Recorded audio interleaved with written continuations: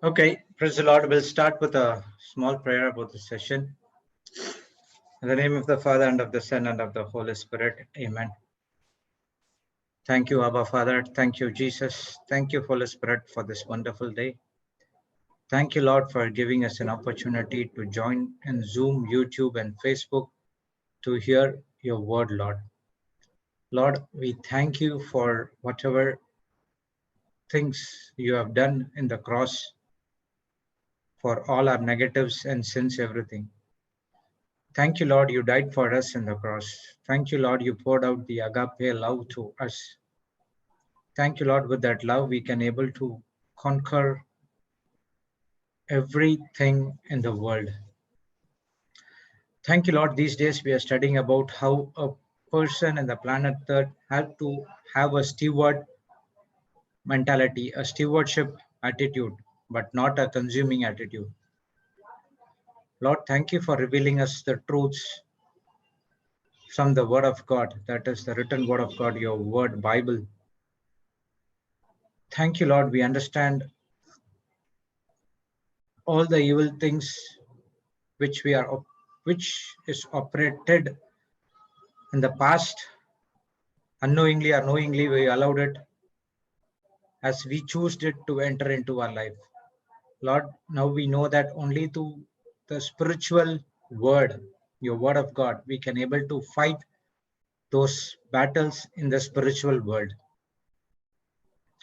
Thank you, Lord, for giving us an opportunity to learn your word, the knowledge and the truth from your word, which helps us to set us free. Thank you, Lord, with the same word, we are helping others people to change and transform their life from getting from the kingdom of darkness to the kingdom of Lord. O Holy Spirit, you are the host of this meeting. Please take complete control.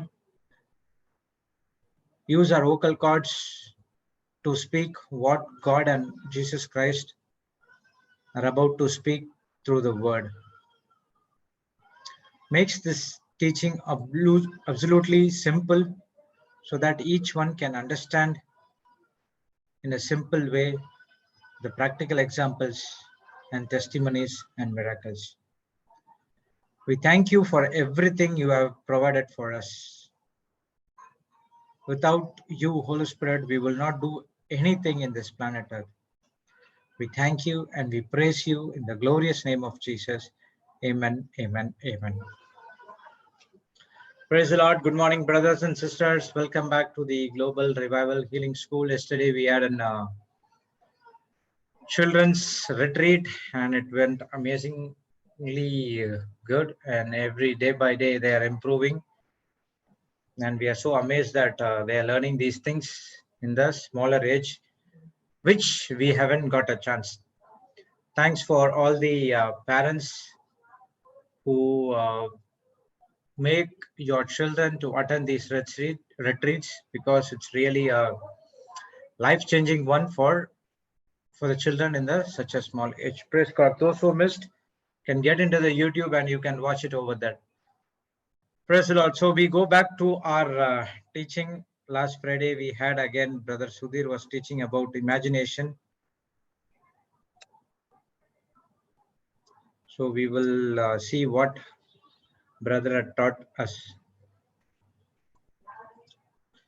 Praise the Lord. So imagination is talking about, he was talking about the imagination. Before that, he was taking out the revisions and everything, what we had studied about the soul, how the soul prospers, what a person thinks in his heart, so is he. So he took a small revision and then he started about the imagination.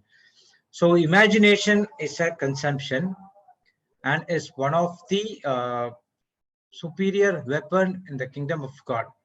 Praise God. So it is a super important part God has given to each one of us. So imagination is the where you conceive things. Praise the Lord. So imagination is the place where you conceive things. So conceive is about pregnancy. So already, pregnancy, a woman has to conceive through a seed, that is from the father, and then the consumption takes place, and then the conceives with a child, and then she gives birth to a child. So the same way we have a spiritual womb as well. So whatever we imagine, it starts with a conception. It starts with a conception or consumption, whatever. Praise God. So for example, Papa was having an image of the new creation home, which is in Goa. So he had a drawing, he had everything. So he was imagining every day. He will put in front of his computer and he will see it every day that it has been. Thank you, Lord, for blessing a place with this kind of a facility and everything. Praise God. So whatever he has, he got in that new creation home is through an imagination, through the consumption. Praise God. So when you imagine on the spiritual, imagine this, your pregnancy takes place in the spiritual womb. So already, Papa, we say that. So you know how my tummy is so big. It's not that it's full of unwanted things or something like that. But he was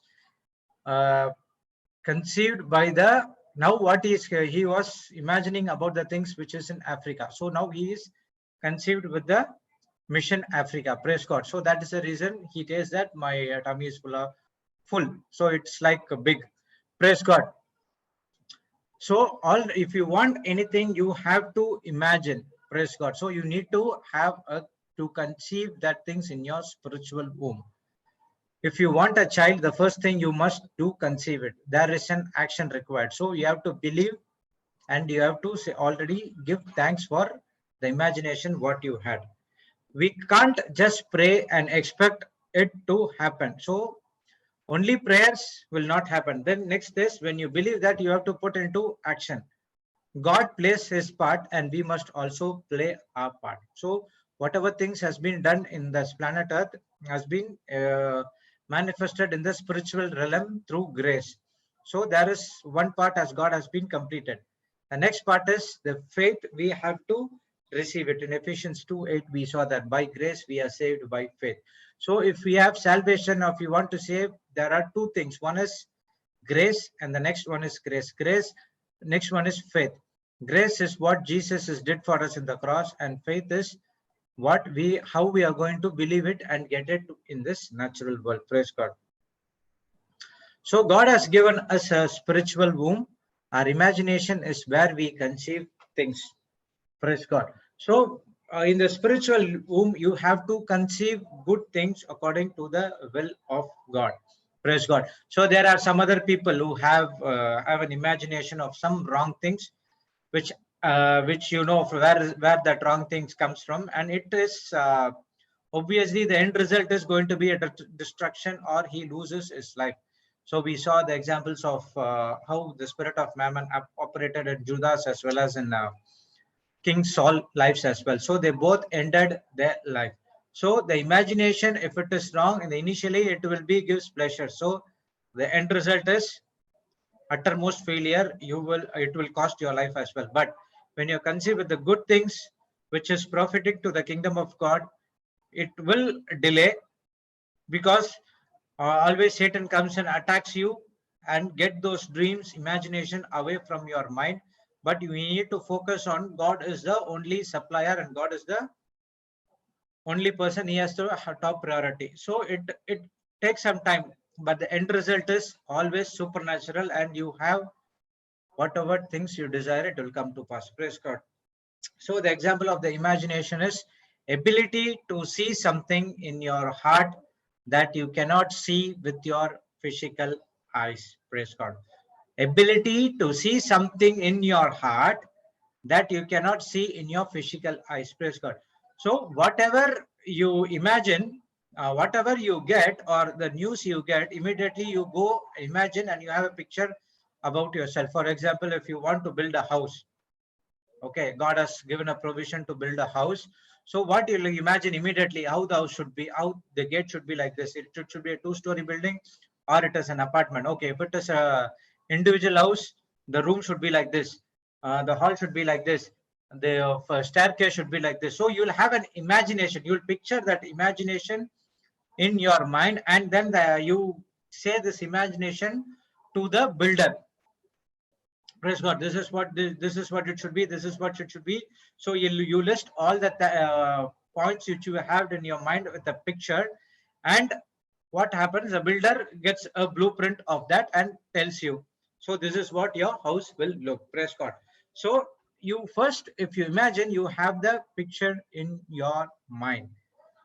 For example, also if you give a direction to other people, you imagine in yourself, okay, this place is this here. Okay, go straight, take a left, go straight, there will be this shop will be there, then take after that there will be immediate left will be there, go straight, on the right hand side you will have 4th building, 5th building is my house. You go and inquire about those things. So it is an imagination. You picture yourself in your mind, and it will, you just say it through your word. Praise God, through your mouth. So you can use the words to change the pictures. For example, if you want to give another wrong address, again you can change your pictures and say that this is what you have to go there, this place, this place, this place, like that. Praise God. So we think in pictures. We cannot imagine something we cannot picture. You will never able to understand anything that you cannot picture. Praise God. So we think in pictures. We cannot imagine something we cannot picture. You just think like that. If you want a house, you just like that. Or if you want something, or if you want a car, you just like that. You won't say that, okay, whatever car comes, whatever the house comes, I will have a no. You will have a desire of you, okay, this is what the color of the car, it should be like this, the paint should be like this. I need this kind of interiors before. So everything has been come as a picture. So we cannot imagine which is not in a picture. You will not be able to understand anything without anything you cannot picture in your mind. Praise God. So whatever it is, even even Papa was thinking about the new creation home, or think about the things in Africa, he just imagine what it has to be, and he made a drawings every night. He'll go and see it. So that's what it gives. So it is imagination. It is a blueprint. Praise God.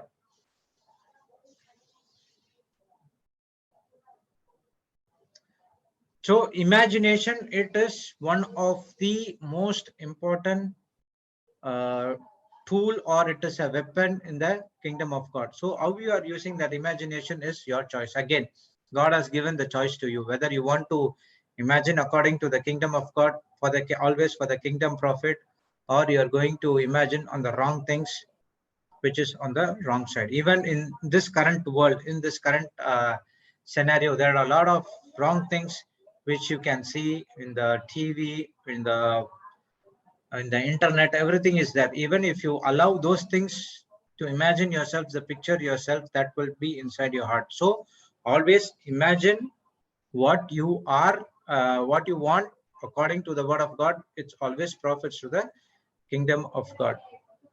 So when you imagine, you should not control with your physical senses. That's what we saw in Ephesians 4:17 to 18. Can you put that scripture, sister? Ephesians 4.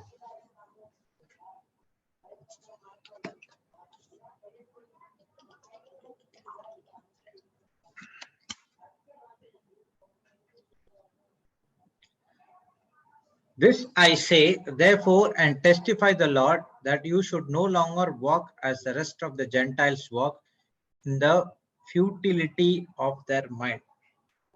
Praise God. So Paul is saying that you should not walk as rest of the Gentiles walk, in the futility of their mind. So what happens in the old days? They don't believe on the faith sense, but they will operate only on the physical senses. Praise God. So when you are in this world, now you are born again, we understood that everything is from the spiritual world to the natural world. So whatever the wrestling we have against the principalities and powers of the darkness and the spiritual wickedness in the high places, everything is in the spiritual world. Praise God. So there's nothing in the natural world. A person who is born again, who understands the spiritual law, he knows about the natural world and the spiritual world. So Paul is saying that do not walk like the Gentiles walk, because they walk through the futility of their mind. So they always work with the physical senses. So you need to understand. In some other version, it says that the vanity of the mind, that is the physical senses, my understanding will be darkened, will I blind to the things of God. So understanding is a deep thought. Okay, that is what the Greek word says. So if you read a scripture, okay, first says, do not walk in the futility of the mind. So the 18th verse says, having their understanding darkened, being alienated from the life of God. So alienated is something around took out or separated from the life of God because of the ignorance that is in them, because of the blindness of their heart. So if you do not understand, you know that. So if you don't understand the scripture, if you don't understand the word of God which has been preached, so what happens is, the people in the initial days, even I also trying to do the same thing, understand the scriptures. We know that the scriptures, everything are based on the spiritual, is based on the word. Word is a spiritual container. Praise God.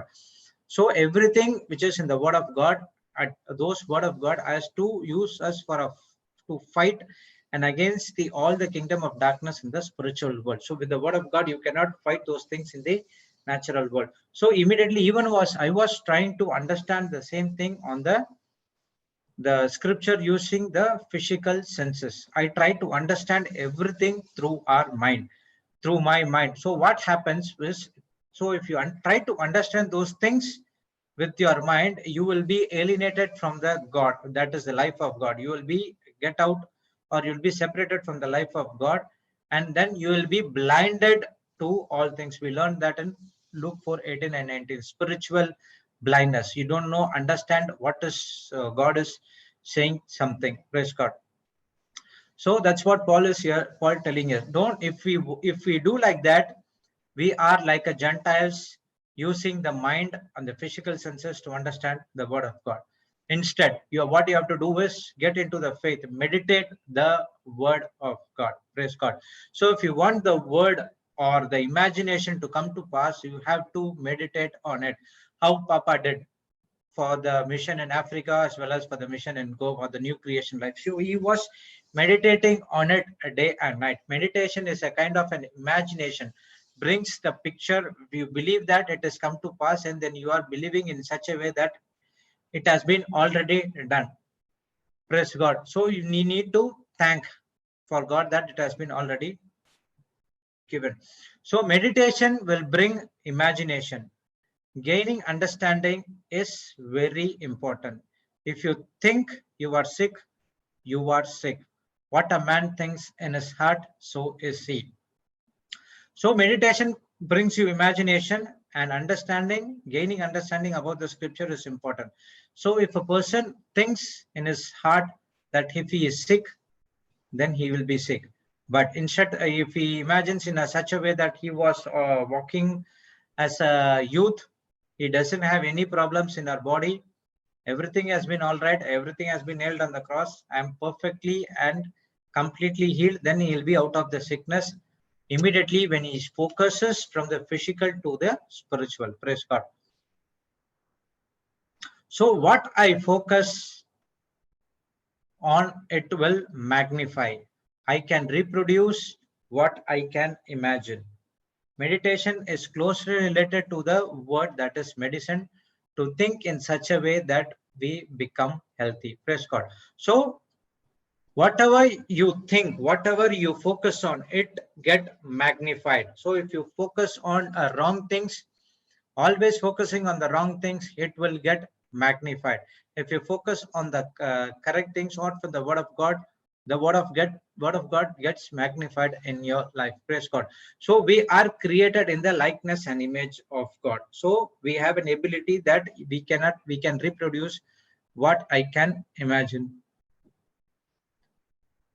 Praise God. So you need to think in such a way that become healthy. For the sick people, think that you are healthy, you are healthy, then you will be immediately see your manifestation, because you are not based on the physical senses, but you are based on the word of God, which is already from the spiritual world. Praise God.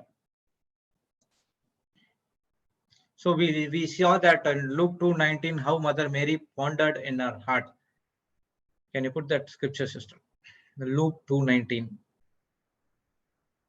But Mary kept all these things and pondered them in her heart. So Mary kept all these things.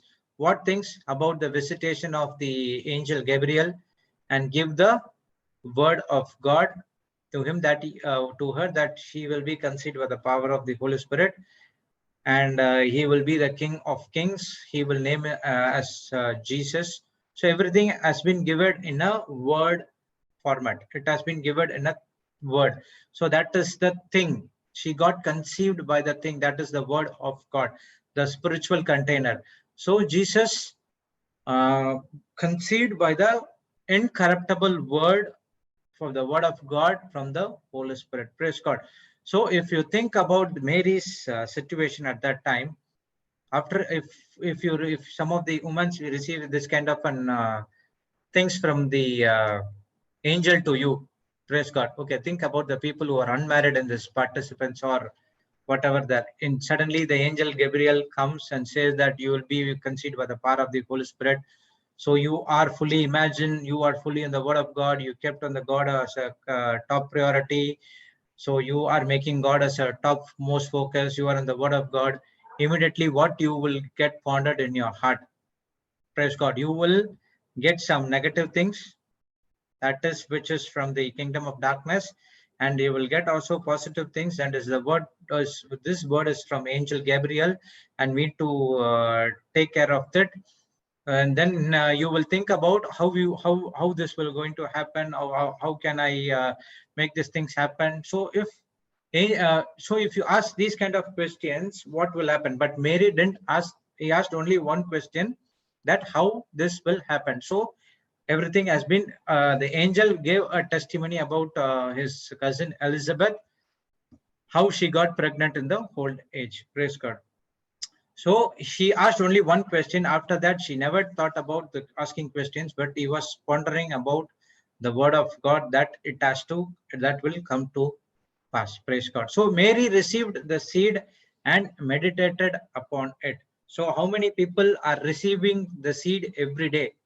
We are speaking we are telling about every scripture, each and every scripture, somewhere or sometime For some people that scripture might be useful.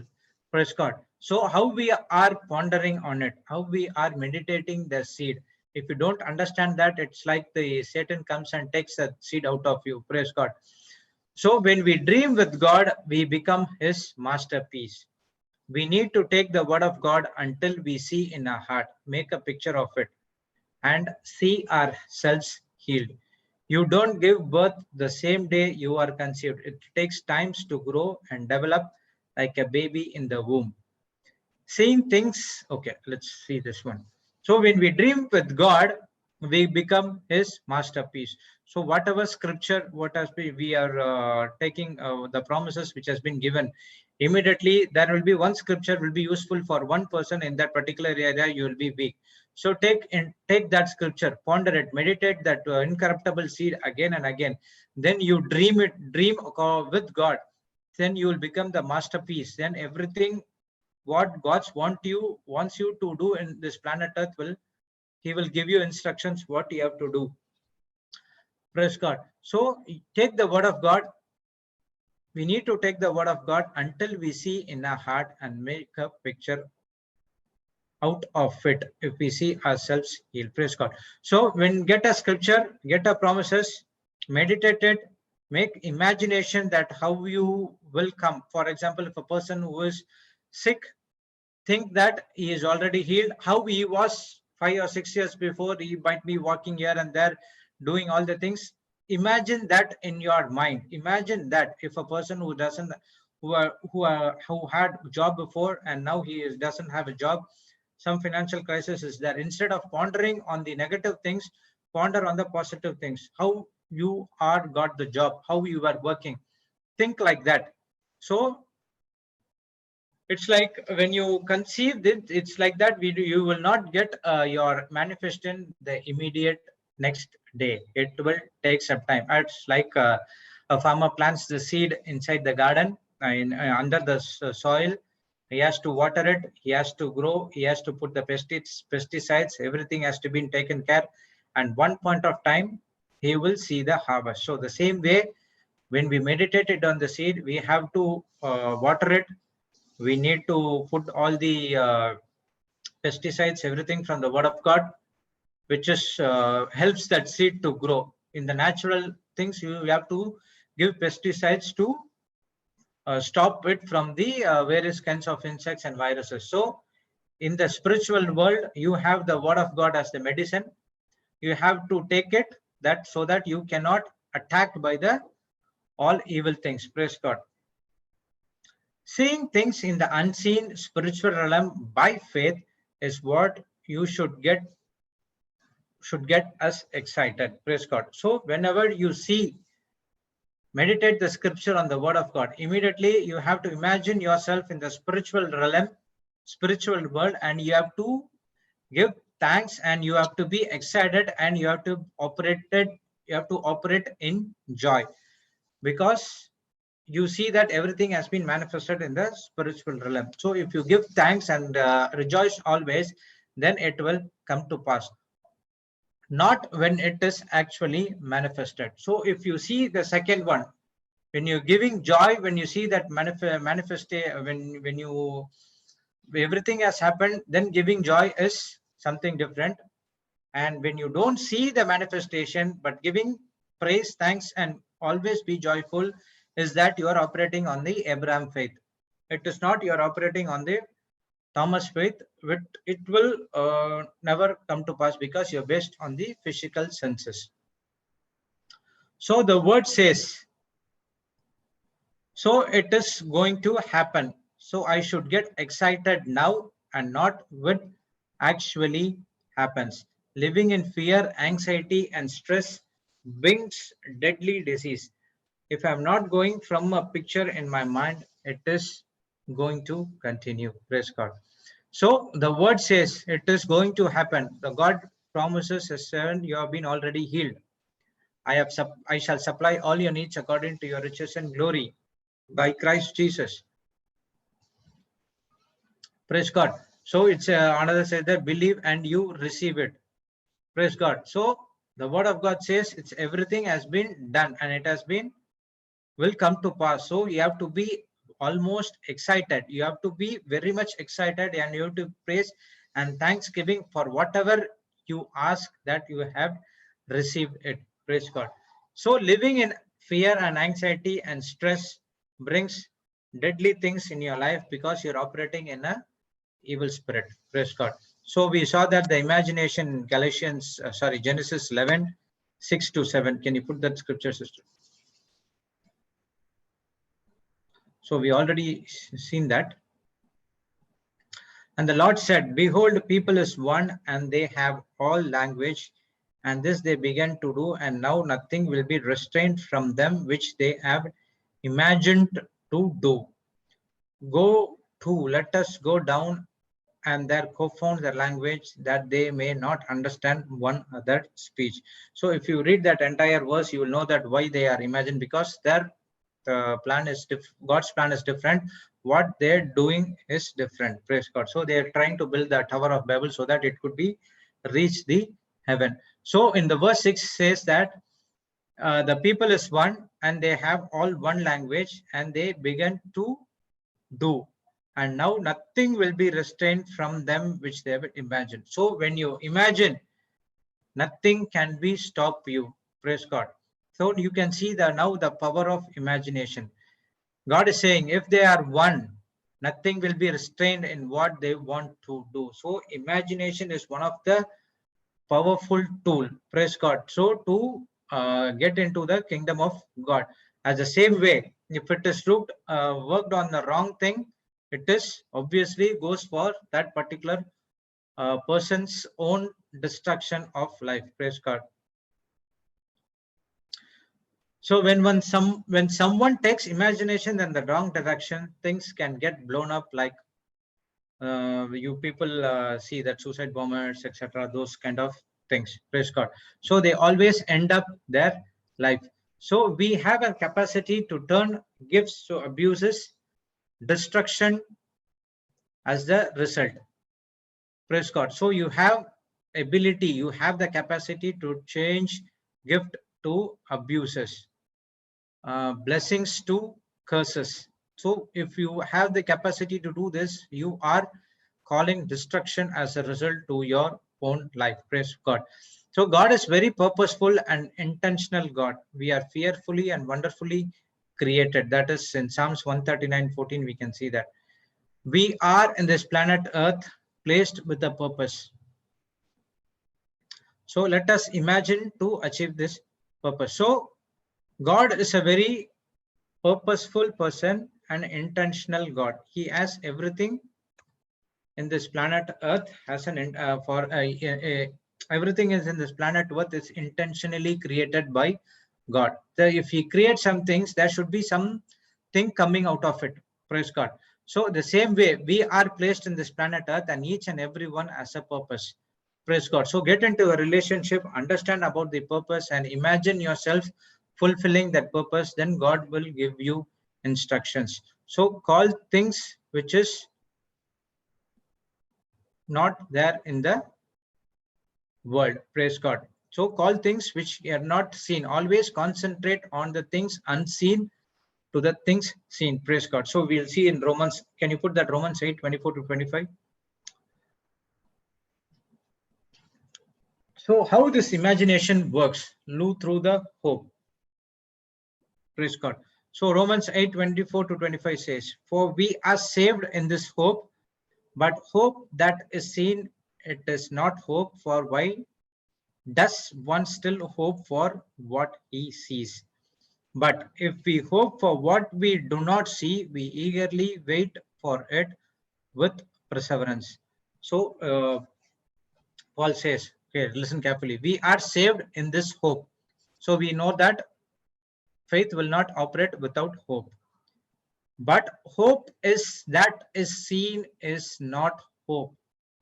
Whatever you seen, whatever you look, you will not hope. Okay, for example, if you are having a car, or if you're having a car, you will not hope, you're hoping, you will not hope or expect for a car. Praise God. So but you hope for the things which you are not seen. That's what it's saying here.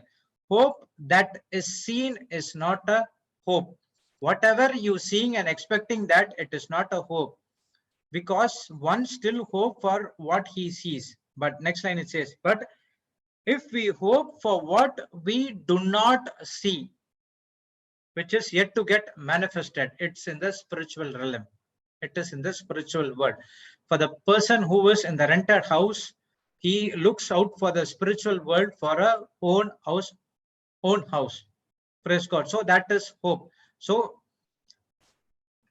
he is expecting something. So that is, now he will put into action. He will have an imagination in his mind, and then he will put into action, and he will work out for the actions to come to pass. Praise God. So the hope is always a positive imagination that we saw in Romans 15:13. Can you put that as well, sister?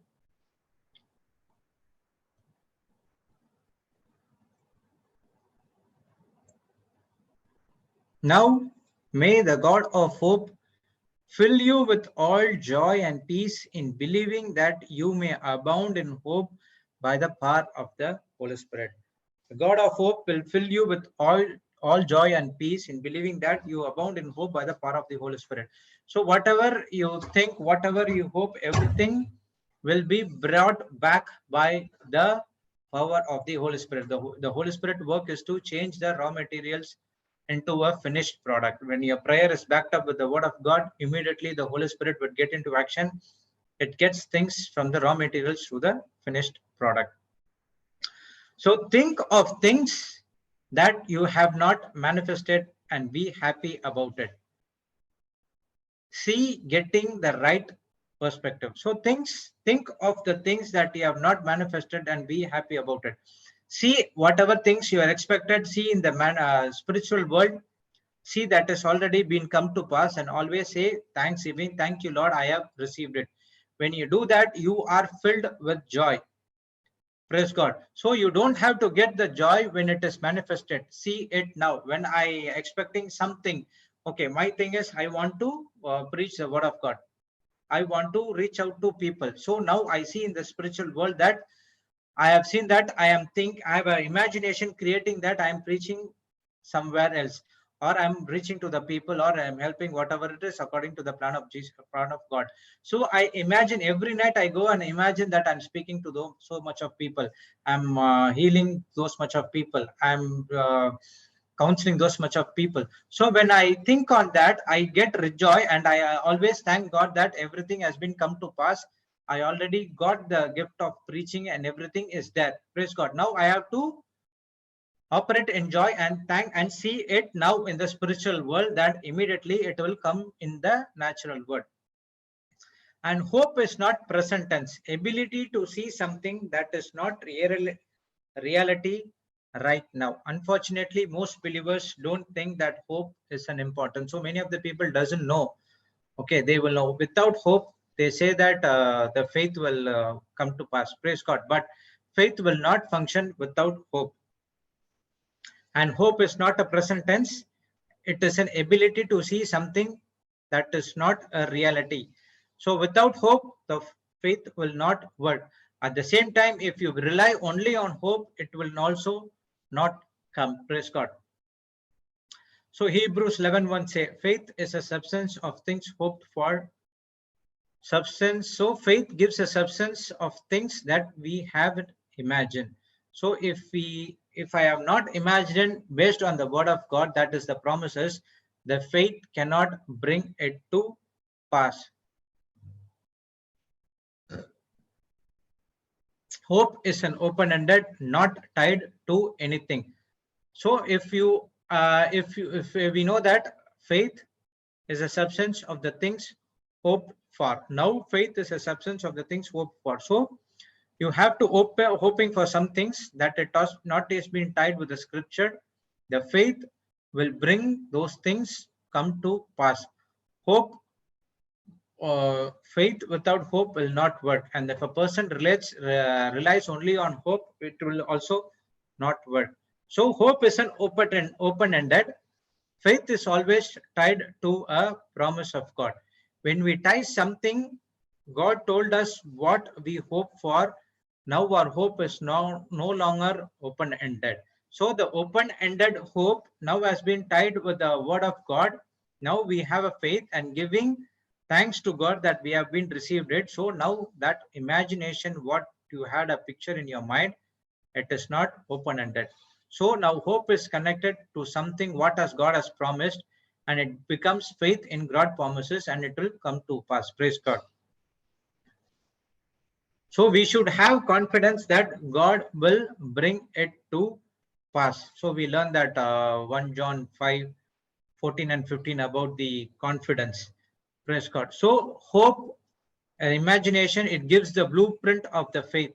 So the blueprint is the reality of the world. So we saw that before, 5 minutes, 10 minutes before. So imagine you give the blueprint to the builder, and you now the builder, what do he does? He gives the blueprint of a particular building, and he gives that this is what how it looks like in the reality of the world. When the hope is lost, faith will lose its ends. So faith no longer has something to accomplish. Praise God.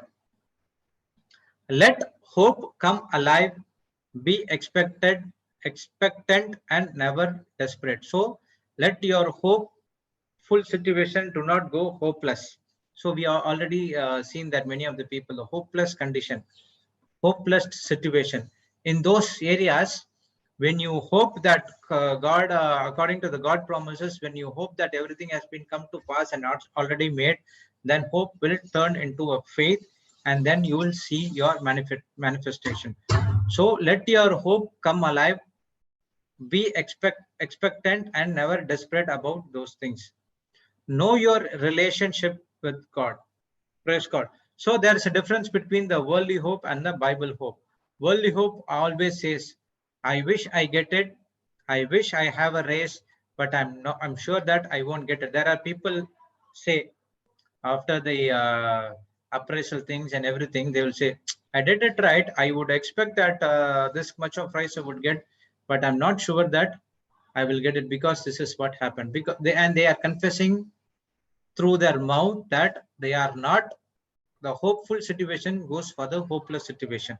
Praise God. But the real Bible hope is not based on wishing or wanting, but based on the covenant with God, the anointing that comes with it. So it is always relationship with God. When you have a relationship with God, you know that God's promises will come to pass, and that makes your hope and faith turns into your manifestation. Praise God. So take a word and keep it until it forms an image. Hope comes when you see yourself with it, like it will happen. Praise God. When you have a hope, you have a supernatural expectancy. So hope, faith, everything works on the supernatural world. Praise God. So favor, we saw that the favor is something about God can do it in a minute that would not normally have it taken a lifetime to do. So that we saw about the example of Joseph, how the favor operated. So this hope and faith, when you have a good relationship with God, and when you are a doer of the word of God, and when you operate in love and forgiveness, the favor of God will always be with you. Praise God. So the favor always turns everything within a minute, from the negative to positive, from bad to good, from low to high. Praise God. So we saw that in Ephesians 3:20. Can you put that, sister? Ephesians 3:20.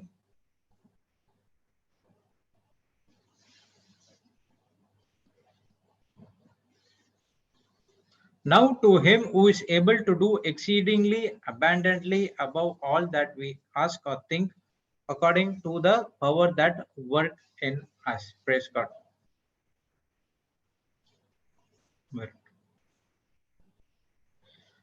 So now to him who is able to do exceedingly abundantly above all that we ask or think.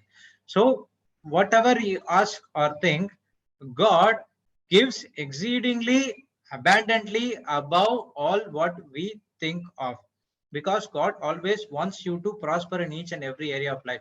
So he will test initially, he will test on small things in a faithful, that we are studying about that in Mammon. God will give many more things you will not be expected. Praise God. It will be exceedingly abundantly as we think according to the power that works in us. Praise God. So the power, the Holy Spirit power we have, we are not doing with our own strength, our own power, but with the power of the Holy Spirit which is in you. So that's the reason God is giving exceedingly abundantly above all that asked according to the power that is working in us. We have to believe that the Holy Spirit always working in us. You have the power of the Holy Spirit in you. So when you have that power of the Holy Spirit, you can do all things to Christ Jesus who strengthens you to do the works of his assignment, to do the works of his plan. Praise God. So do not wait for it to happen. Start it, put it into action, and move out of faith. So the hope is happy anticipation of good. Hope is eager longing, strained expectancy. That is the Greek translation. We need to get this kind of divine hope and get locked up in it. So in 2 Corinthians 4:13, Paul is saying all of us as a believer, we have a same spirit of faith. The spirit of faith speaks. Having doesn't automatically translate into faith. And since we have the same spirit of faith, according to what it is written, I believed and therefore I spoke. So God believed in the word of God. He sees that he have the same spirit of faith according to what it is written, and he believed and therefore he spoke. So the same way he asked us to do the same thing. So you also believe that the spirit of faith is same in you, and you can do exceedingly abundantly many things as Paul has done. So you have to also speak about faith which is written there. So you have to call things which has been not seen. You have to call things from the spiritual world to the natural world. In Romans 4:17, we saw that God calling of things. So we too, we can call things. Speaking out of desperation, but out of confidence. Not out of desperation, but out of confidence. You can't keep your mouth shut. Hope keeps you intensely focused on God's promises. Praise God. In 4:17, we saw that since that we have. Can you put that scripture, Romans 4:17?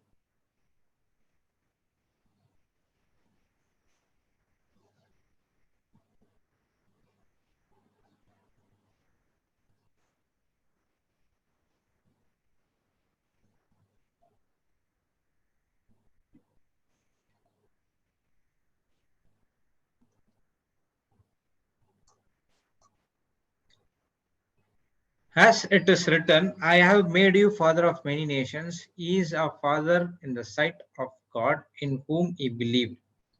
The God who gives life to the dead and calls into being things were not.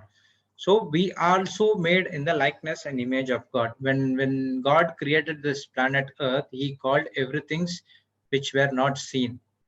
He called the light. The darkness was prevailing there, and he said that light be there. So the light was there. So we also created in the same likeness and images of God, and we can also call the same things which is from the unseen, that is not seen, from the spiritual world to the natural world. How? Only through faith. So do not have doubt. That is, you should not call out of desperation, but only out of confidence that God will make the promise to come to pass. If God makes the promise of Abraham to be father of many nations, he believed in God. Praise God. He was also in the presence of God. It's not so easy to Abraham to believe in God in such a age, but he believed it. He believed God. So the same way we need also believe on God, and it is our responsibility to call things which is not seen to the seen. That is from the spiritual world to the natural world. Praise God. So we saw that in Habakkuk 2, many about their visions and everything. We see all ourselves in a particular way, either positive or negative. Most people, unfortunately, have distorted the picture of themselves.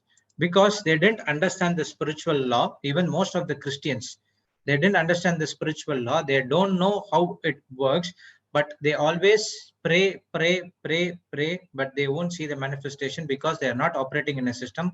They have to give thanksgiving and they have to believe that they have received it whatever they ask.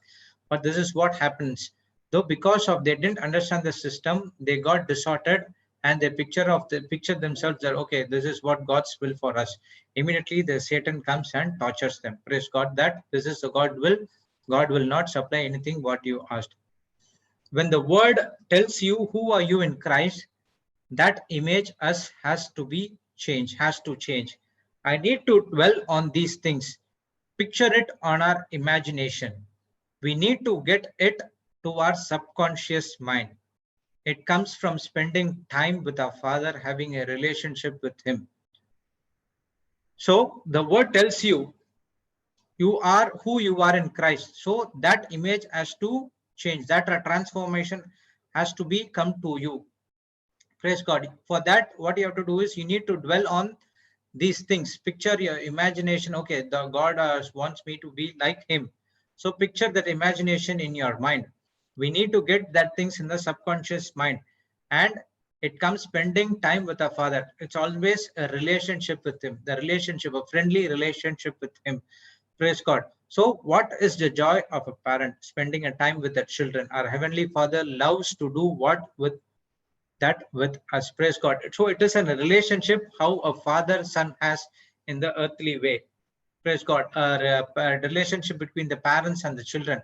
So we have to have the same kind of relationship when we talk with our Heavenly Father through our Lord Jesus Christ. So we need to know that we are the children of God and we are totally loved by God.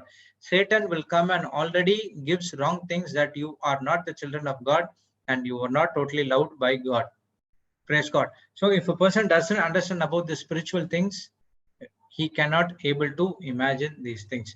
So we become what we imagine, we become what we behold. Seeing it, you behold Jesus, you become like Him. Praise God. In 2 Corinthians 3:13, what we are seeing into the spiritual mirror through Corinthians chapter 3 verse 18. Can you put that, sister?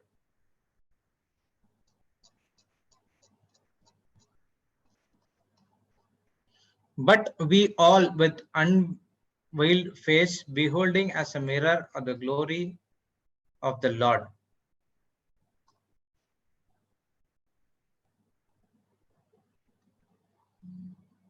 Okay, glory of the Lord, as we have been transformed into the same image from glory to glory as by the Spirit of the Lord. So when you look into the spiritual mirror, that is the Bible, your face has, the covered face has been let open.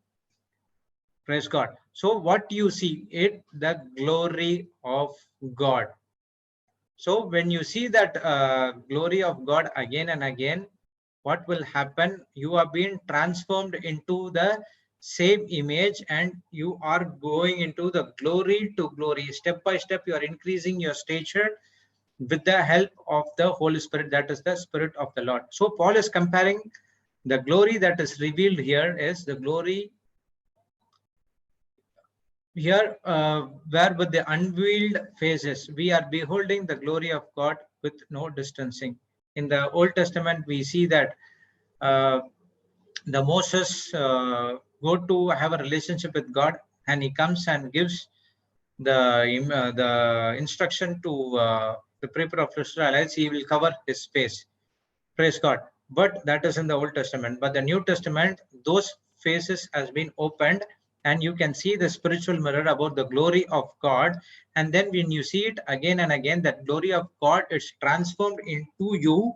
The image of Jesus is transformed into you and you are going glory to glory. Step by step, you are increasing. Praise God. So when we are transformed, the veil of unbelief is taken away. When we come to Christ, we believe in Him. We can come boldly looking at the Christ who is the glory of God. When we become like Christ, the Spirit of God makes things happen in our life. Praise God. So how to do that? That is Romans 12:2. We need to renew our mind each and every second. I'm not going to get into those things that we learned many things about Romans 12:2. Praise God. So this is what happened when you have an hope. You should have an imagination, and that hopefulness should not come to hopelessness. So everything happens when you get into the Bible, have a relationship with God. So that hope will be turned into a anticipation, happy anticipation of good. Praise God. So how that these things comes only when you do not conform to the world, but be transformed by renewing your mind with the word of God. So it is a constant process. You have to do it day by day, each and every minute and each and every second. Praise God. So this is what we saw in morning session. In the afternoon session, we again went to studying about the spirit of Mammon. So we went and studied about Luke 16:10 to 14. So again, Jesus was saying about the two masters. He was saying about the masters are here, the God and the spirit of Mammon. The Pharisees were covetous who heard all this, and they wanted to go away with him. So the spirit of Mammon is responsible for the fall of men. Even of the Babylon, it still continues today. We are all standing between the spirit of God and the spirit of Mammon, and we are all must make a decision which one to serve. Once we know how Mammon operates, then we can be alert, vigilant, and be all things. Mammon does in hiding can be exposed in a way we have a victory. Praise God. So in this chapter, we see that Jesus saying that we cannot serve two masters. The two masters are God, and another one is the evil spirit, the spirit of Mammon. Mammon, praise God. So in the scriptures, you say that the Pharisees, they were so covetous because they're not interested about the teaching of this parable, because they want their money to be, they don't want their money to be loose, because they're also serving God, but they're serving only the money. They were serving only the spirit of Mammon. Praise God. So God is saying that you cannot serve two masters. So this spirit of Mammon operates from the Old Testament as well. When you start from the life of Adam and Eve, the spirit of Mammon was always there. Either it causes pride, either it causes greed, or it causes poverty. Praise God. So once we understand how the spirit of Mammon operates, then we'll be vigilant and sober. How these things happen. So because the Mammon always operates hiding, and it can be exposed when we have our victory. Praise God.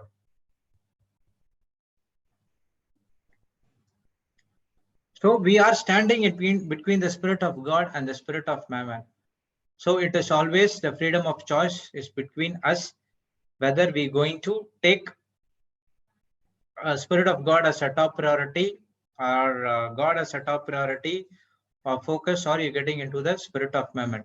So the spirit of Mammon always uses the fear and try to trick us into thinking, and the fear it uses is lies. So we know we have that the spirit of Mammon always have the weapon called lies. With that lies, it tricks into us, and then initially we think that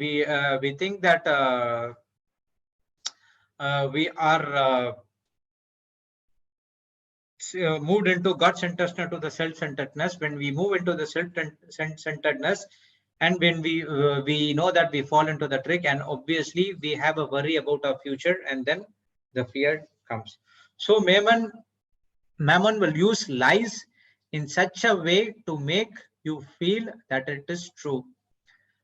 So every time a person gets into fear, worry, and anxiety, has opened the door of the spirit of Mammon to have on hold on him. God says, he who is faithful in least is also faithful in much. Jesus saying money is the least in the kingdom of God. He who is unjust in the least is also unjust in a much. So we also saw that. So it uses lies to trick us, and makes us to believe that lie, and then we get into fear, anxiety, worry, and we opened the doors for other spirit of mammon to enter into our life. So God says that he who is faithful in least will all be faithful in much. Because Jesus is comparing that money is the least of the least in the kingdom of God. So there are more riches more than the money. Praise God. So if we are faithful in small matters, we will be big in big matters. In many of the churches right now, what's happening is they don't put so much of offerings because they always think that it is a subtraction. When they think that it is a subtraction, immediately the spirit of mammon is always working there, because he is always thinking about self-centeredness, but not also think about the God-centeredness. So they have to be preach the word of God. They have to be get into the word of God, and that to move out of the mammon out of their life. How do you know which master will serve? Which master will a person serve? It is only by the character and the action of the person. A person, character and action makes that to see that which master he is serving. Whether he thinks about the money every time or thinks about God every time. If you say, if a person who thinks in the word of God, if you have a relationship with the word of God, suddenly if you wake up in the night and you ask him something, he will tell that related to the word of God. But if a person who is already has money in this matters, in even in the sleep also, he is thinking about only what will happen tomorrow. What can I do with this money? Whether I buy this, or I can buy this, or why can I buy this, or I can put into this one. Whether I gave that money to that person, it will be he will be returning me tomorrow. He said that he is going to give tomorrow. So his mind is full of the spirit of mammon. So he hate one and love other. So he hates the one who supplied the money, and he hates the one who is going to spend the money, make you to spend the money in the wrong things. Praise God. So the Pharisees also didn't understand, or they don't want to hear this, because this parable always helps them to lose the money. Praise God. Though the spirit of mammon does not like it, whether the truth is proclaimed, because the lies are exposed, and the person who believes the truth is set free, and the spirit of mammon has no more hold that person. So the spirit of mammon always not like the truth which is proclaimed. So it always stop to getting you into the word of God. So when the lies is exposed, when you understand how it operates, then you are set free, and the spirit of mammon goes out of you. So in many of the people right now are thinking many ways that in this situation money is so precious. When I have some money, if I give, it will always be a subtraction. But when a person who understands the word of God, he knows that 10 minus 7 is always 700 or more than that. It's not 3, it is always 700. So that is what Luke 6:38 says. Praise God. So the spirit of mammon not only teaches us to hold on to the money, but also the wrong teachings in our life. The spirit of mammon will give you attraction to love the world things of the world, and if any man loves the world, the love of Father is not in him. Praise God. We saw that in John 1 John 2:15 to 17. Can you put that verse scripture? So the spirit of mammon does not teach us to hold on to the money, but to the wrong relationship of the teachings in the life. The spirit of mammon always attracts you to get to love the pleasures of the world, the things of the world. So if any man loves the world, the love of Father will not in him. Love not the world, neither the things that in the world. If any man love the world, the love of Father is not in him. For all that is in the world, the lust of the flesh and the lust of the eyes and the pride of the life is not of the Father, but is of the world. And the world passeth away, the lust thereof, but he that doeth the will of God abideth forever. Praise God. So here, God talks about the world. Okay, he's not talking about the physical world.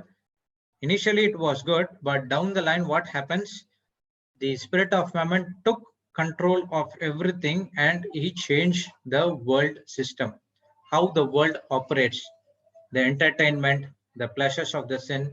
If we have so much of money, either the person goes into gambling to get more money, or he wants to spend that money in the sin, the pleasures of the body, flesh, of getting into the prostitution and other things.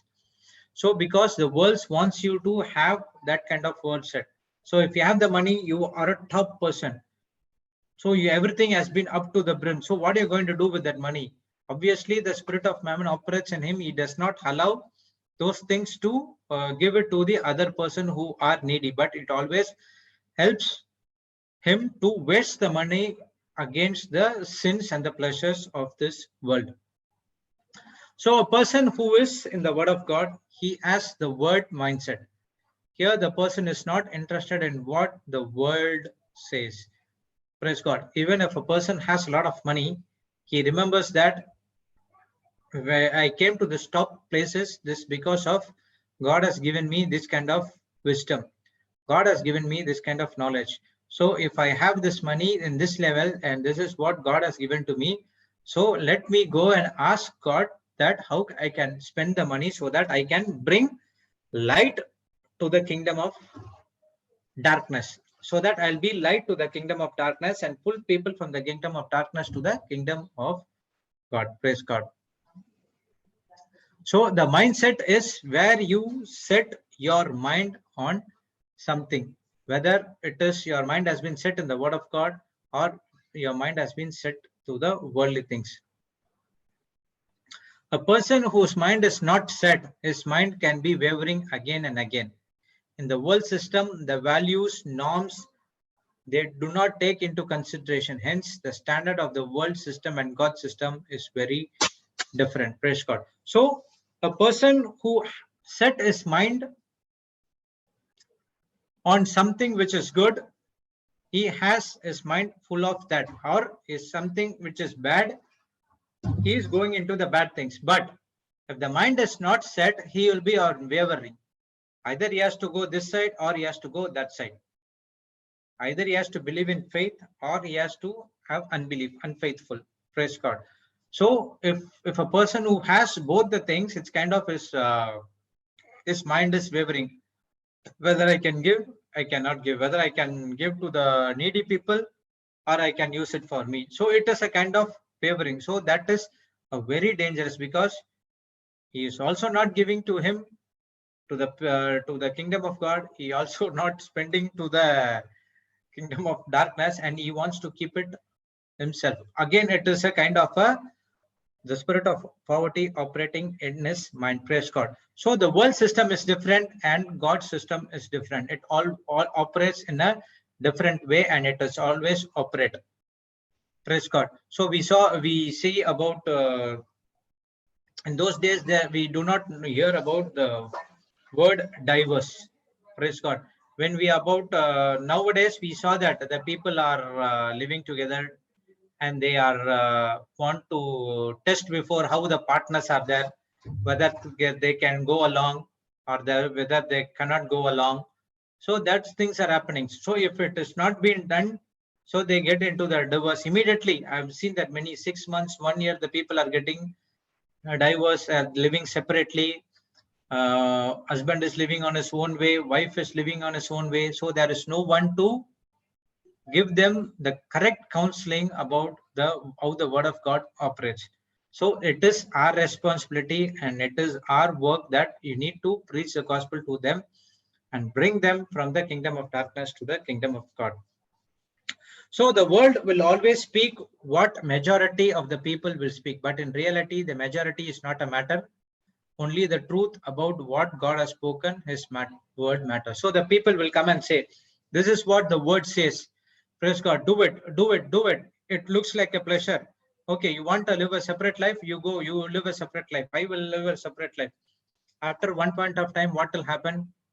It starts with an oppression and depression, and then they're getting into a destructive mode. Praise God. So in that time, the world will not be there to help you. But if a person believes in the word of God, the word matters. The spoken word, the truth will set you free. Not the world will set you free. Only the word of God will set you free. So that's why Jesus is warning us again and again to be conscious, because of the flesh and the spirit are both operating in the opposite direction.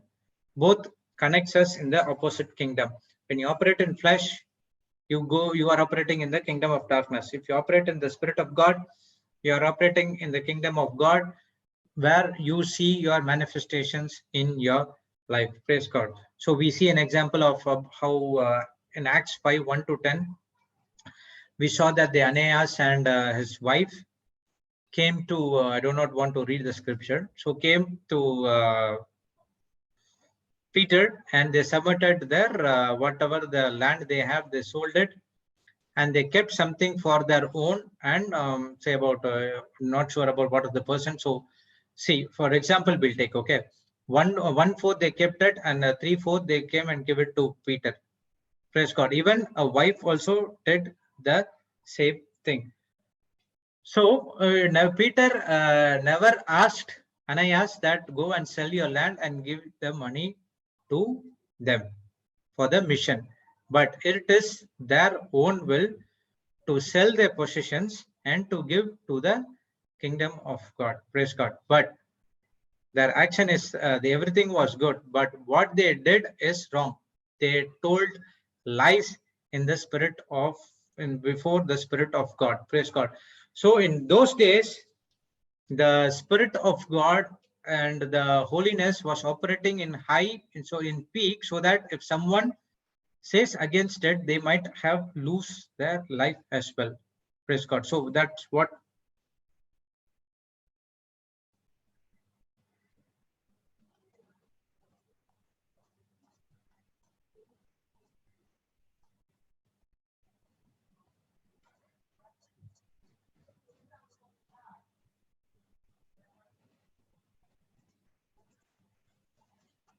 One second.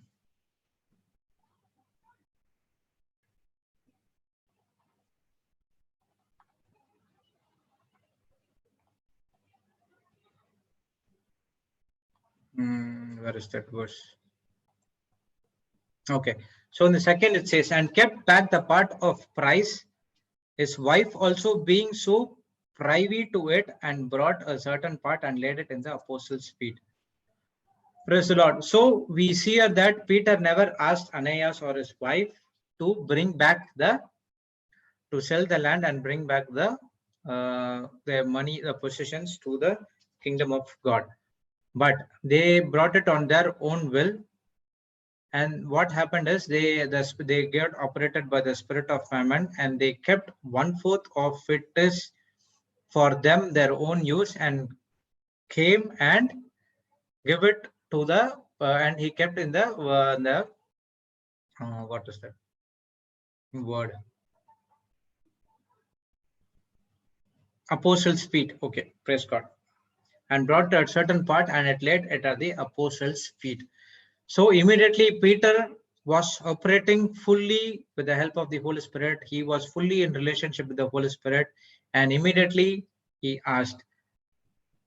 But Peter said, Ananias, why hath Satan filled thine heart to lie to the Holy Ghost and to keep back part of the price of the land, while it has remained what it is not thine own, and after it was sold, it was not in thine own power? Why has you conceived these things in thine heart? So immediately Peter sensed, the Holy Spirit told him that they are operating in the spirit of Mammon. So what happened? Immediately, since that, he asked, why you kept some things, which is what made you to keep something for your own? When the possession is yours, it is yours. When you sold it and you want to give it to someone, and it has to be not yours, and you have to give it to the kingdom of God. So that's what he said. So what happened? Ananias, hearing these words, fell down and gave up his ghost.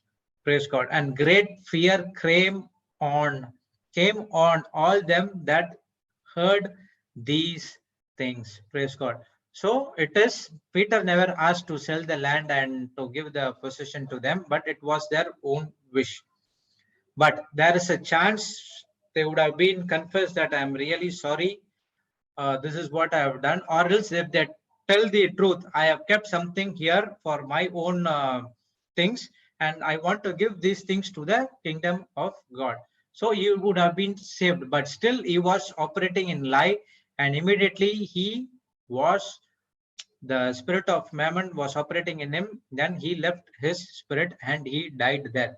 So the people who are surrounding them, they sense that what's happening here, and they know that the spirit of God is operating in such a way, and the fear came in again.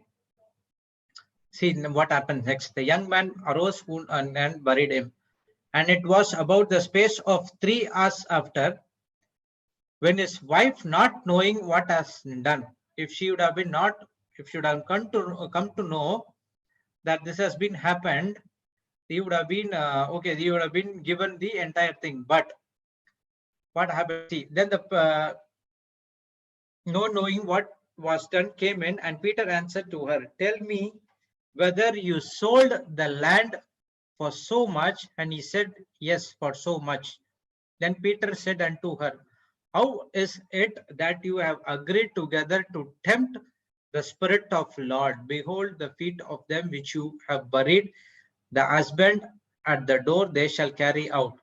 Then she fell down straight away at his feet and yielded up the ghost, and the young man came in and buried by her husband. And the great fear came upon all the church, upon many heard these things. So what happened? Peter asked again, he gave a chance to her. Did you sell only for this much? She said, yes. So again, what happened? He asked, why you are both agreed together and tempting the Spirit of the Lord. So immediately heard this thing, she also yielded a spirit, and she also died in the same way, and she also buried. So after these things happened, so the great fear came upon all of them who were there in the church, and many had heard these things. So this is not their own, this is Paul didn't ask them, it was their own decision to sell the possession and give the money, but they told lies, they tempted the Spirit of God because of the spirit of Mammon operating in their life. But suppose take in this way, if the Spirit of God never told about anything about this about these things, what will happen? They will be fully operating along with them with the spirit of Mammon, and it will be always a downfall to the apostles. Praise God. So the Spirit of God operated in such a way, he removes everything that is against the word of God, or against in the working against the kingdom of God, darkness, because all the apostles and the disciples, they were one accord, and they were in one mind and love. There was no separation. There were no this is I am high, I am low. So everyone operating on the same level. Praise God. So what did the lie do? They were operating in the spirit of Mammon, and it has cost their lives. Praise God.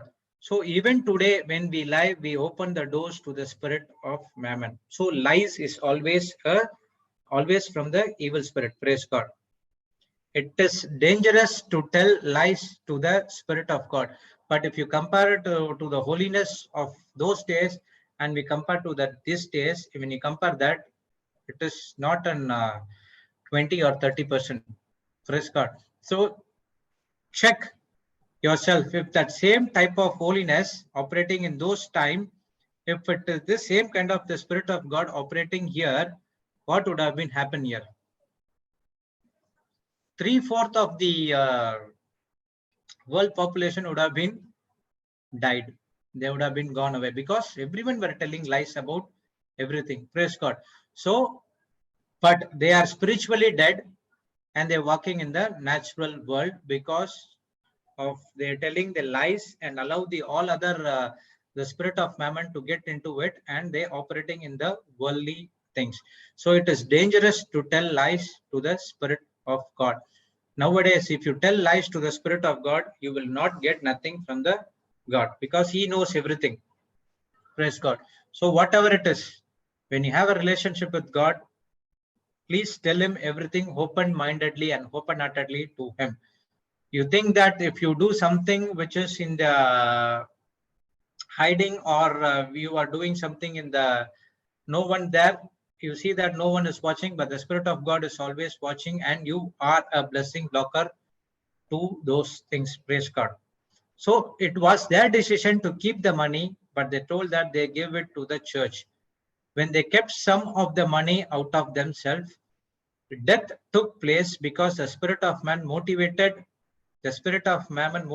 them to tell lies, to tell the people that they gave it all in their heart, they want to serve God. So that took place because of the spirit of Mammon motivated them to tell lies. So they want to show to the people that they have given it all, and their heart want to serve God. But in the front of the Spirit of God, the lie has been exposed, the Satan has been exposed, and they have been they yielded the ghost, and they died, and they were buried. Praise God. So when a person is growing stronger in the Lord, stronger in the Word of God, this Lord is also expected. When one is given, 5 is expected. Praise God. So when you're going stronger in the Lord, He expects more things from your side. Praise God. Because you are in a plan, you are in an assignment to bring back the souls from the kingdom of darkness to the kingdom of God. Praise God. So He expects more, praise God, from you. During the time of apostles, many were added when they were preaching. The level was holiness. The level of holiness were at the peak at that time. When they tell lies, everything is holy during that time. If God doesn't deal with it, the corruption will enter into the church. So that's what would happen. When that the Ananias and his wife they told lies, and if the Spirit of God doesn't deal with those lies immediately, they bring corruption into the church, and the mission of the apostles will not be truly satisfied, or it will not be successful. Praise God. So the devil, the spirit of evil, the spirit of Mammon always comes to stops the mission what we are doing right now. Praise God. So when that lies is told, God dealt, the Spirit of God dealt in such a way that there is no corruption will enter into the church. So if there is no judgment coming, I can go and live the life what I want. So there was a complete change of heart and holiness in the whole gathering after that. So after this incident happened, no one tried to fool the Spirit of God, because they know what will happen, and they will know that it will also end up their life as well. So there was a complete transformation and change of heart in people's life. So their kind of life is entirely different.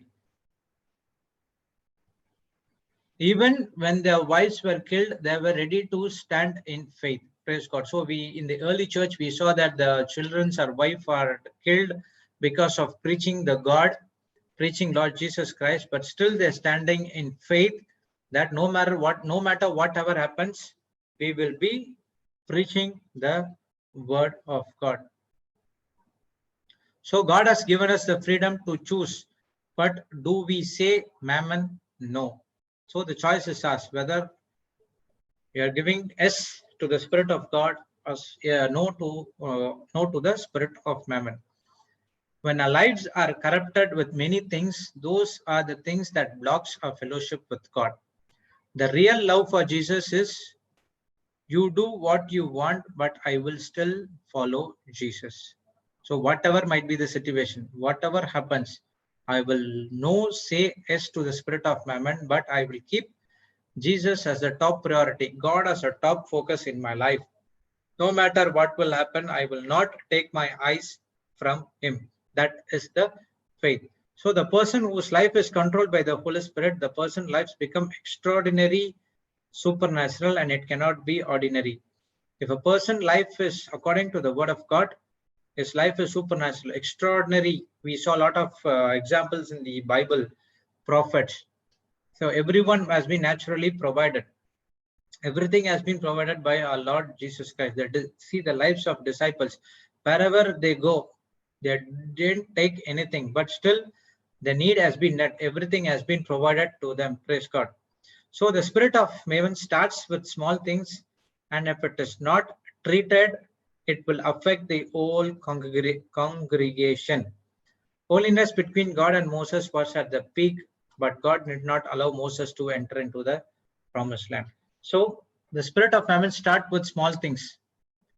If it is not treated in a well way, it will be affect the whole congregation. So we saw that what's happened to the 12 spies went to spy the land which is God has promised.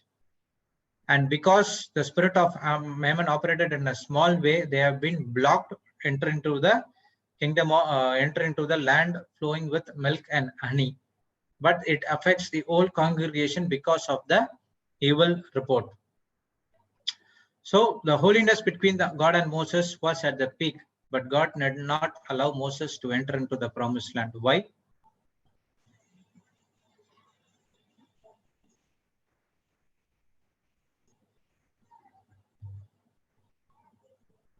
Because he was frustrated of the things which has been done by the Israelites. God asked only to pray for the water, but he strike the rock with an anger. Praise God. So there are some things happened. Even though Moses was a wonderful servant of God, so something because of the Israelites, they happened. So God did not allow enter into the promised land. Because of that as well, the 12 spies, if Moses would have been said, no problem, I would go with these two people who got the good report. Come, let's walk into the promised land. They would have been gone into the promised land. But because of those kind of decision, they operated in the spirit of Mammon.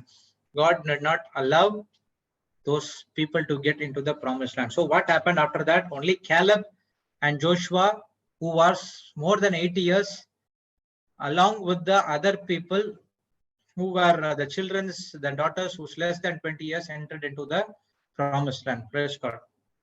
So it is choice between us. From this example, we know that we should not lie against the Spirit of God. Praise God. What we see in 1 Timothy 6:17. Can you put that scripture, sister?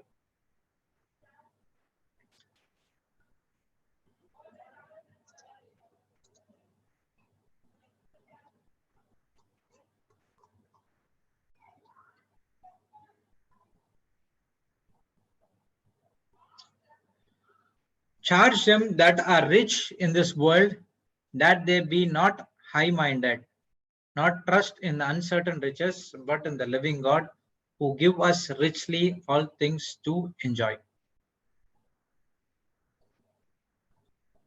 So high-minded is that they do not operate in pride. Okay, praise God. Charge them that are rich in this world. They not be high-minded, not trust in uncertain riches, but in the living God who gives richly all that is enjoyed. So if a person who has a lot of riches in this planet Earth, so that is always the riches, the wealth is, or the money, whatever a person has is always given by our Lord God. Praise God. If a person has those kind of riches, there are such chances and possible ways that to shift the focus from the God to the possession what he had. If a person has a Ferrari or a Porsche car, one of the costliest vehicle, what will happen? Every day he will come and see it, whether it is good or not, whether there's a scratch is there or not. If someone stands in front of the car, he'll shout, "Hey, what you're doing? Get out from that place." So what is concentration is on? Whether it is on the car or it is on the God who gave the car. Praise God. So charge them that rich in this world that may not be high-minded. So that they not be high-minded is they do not operate in pride. Does God give the riches to us in this world? Yes. God is the one who gives has given. But now with that riches that comes, can a person trust in uncertain riches? Yes, there is a possibility to do it. Like he was always concentrating on how the car looks, or how am I performing in my work, how I'm solving, how I solve my problem, how my money is used in such a way to prosper my family, or how can I invest so that I can get into the safer side in the future. Praise God. So God is the one who gives us all riches in the world. So we need to be afraid of having money? No. The money is whose hand it is decides whether the money is good or evil. Praise God. Papa.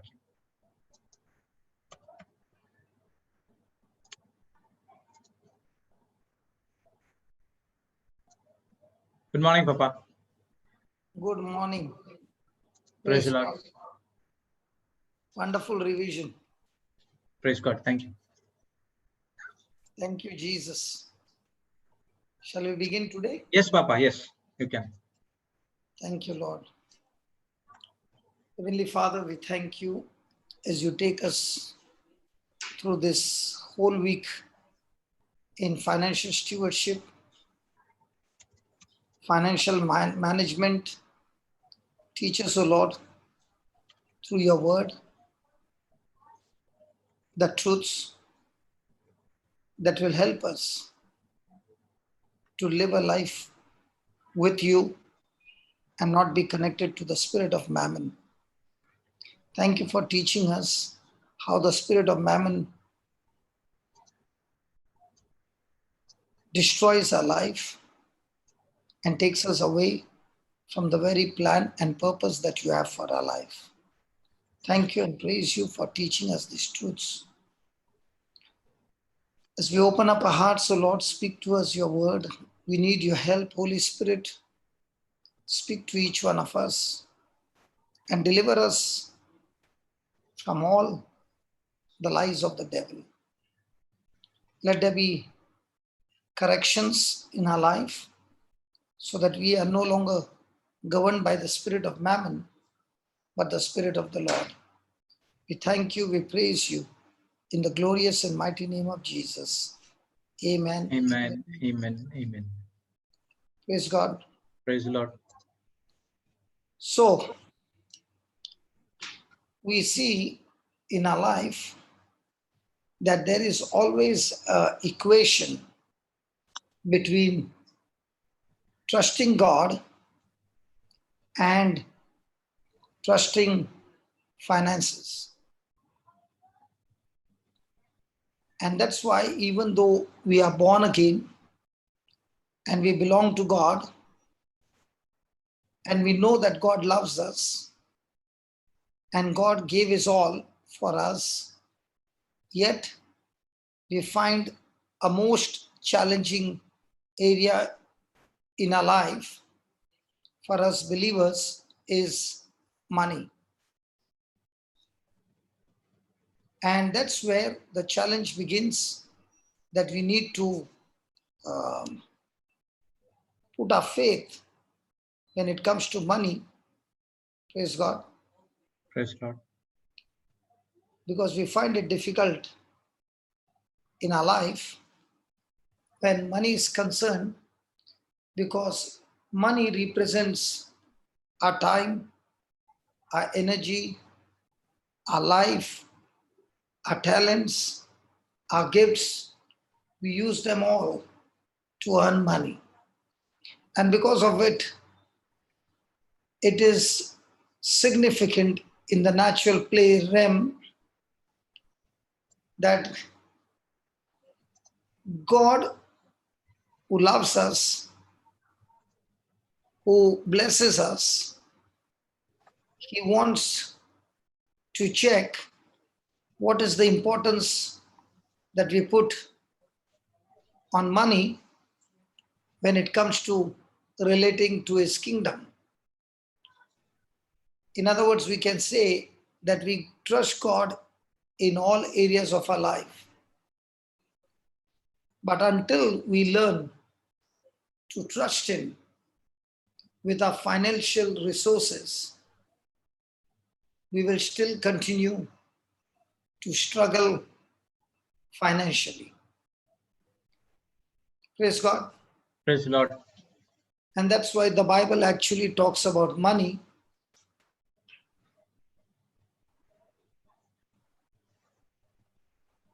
Because when we see, when God talks about money, there are many who find discouragement, because God knows how much important money is to a successful life. And that's why God wants us to have the right kind of an attitude when it comes to money. But the world teaches us that we have to make our own fortune. We must hold on tight to our money, or we risk of losing it. But this is unscriptural. Yes. The Word of God teaches us the opposite. We are to freely give. Freely give what? We are to give freely our financial resources, knowing Whatever. all good things come from God, including our financial resources, Yes. including our money. And when we develop a giving mentality, we tap into levels of financial provision that go beyond the world system. Praise God. Praise So the Lord. today is a challenge about what? Giving. Giving your money. Yes. Praise God. Praise the Lord. Thank you, Jesus. Thank you, Jesus. Hallelujah. Hallelujah.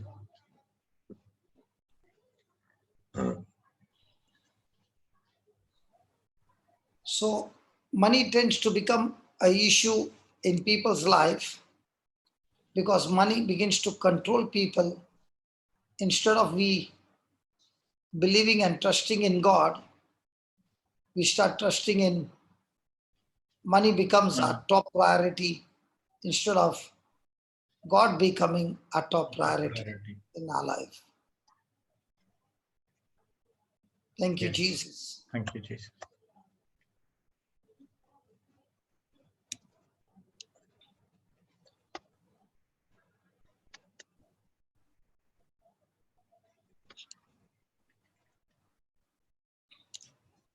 And so it becomes very, very important for us to understand that God is a God of abundance. And He is a God who has, not will, who has abundantly blessed us in all areas of our life through Jesus, including our finances. Amen to that? Amen. Through Jesus, He has opened the floodgates of abundant life. And so much abundant that it is actually overflowing. Amen. But when people do not understand how to manage money from a biblical perspective, then it becomes a big issue, a big problem, and the person begins to become a slave of money. It begins to have an attitude of my money. And when that happens, my money, there begins a attitude of refusing to part with it, because the mind begins to say, I sweated, I worked, it was I who earned it. And that attitude puts the person into a bondage. We can actually cause the very thing that God has blessed us in abundance to multiply, to become a lack and into a curse, the moment we begin to fear. And that fear opens the door for blocking and bondages. Because the Bible says all good gifts come from our Heavenly Father. So the Father is a giver, He is the lover, and He loves us lavishly, and He sends all good gifts from heaven, and that includes physical wealth. Amen. And that's why we must believe that if I want this financial breakthrough in my life, then I need to believe in God's principles, in God's ways, in God's truths. And these principles, when put into action, begins to work in our life. So we must not get our priorities mixed up. Money is not my first priority. God is my first priority. Yes, I need money, but the priority is God. I do not seek money first, but I seek God first. And because I seek Him first, that seeking Him and that attitude of seeking Him will result in the management, in the manifestation of financial blessings that God has promised to each one of us. Praise God. And Praise that's the Lord. why Jesus gave us that word in Matthew 6:33. Seek you first the kingdom of God and His righteousness, and then everything else will be what? Added unto And you. unto you. So we all want everything else to be added unto us.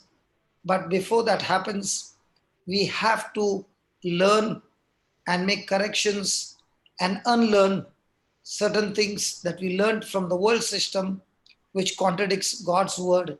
And that is the block that is destroying our blessings manifested in the physical realm.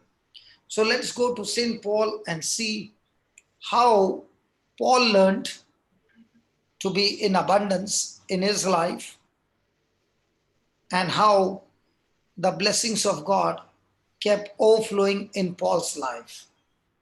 Praise God. Praise the Lord. So let's go to Philippians chapter 4 and verse number 10.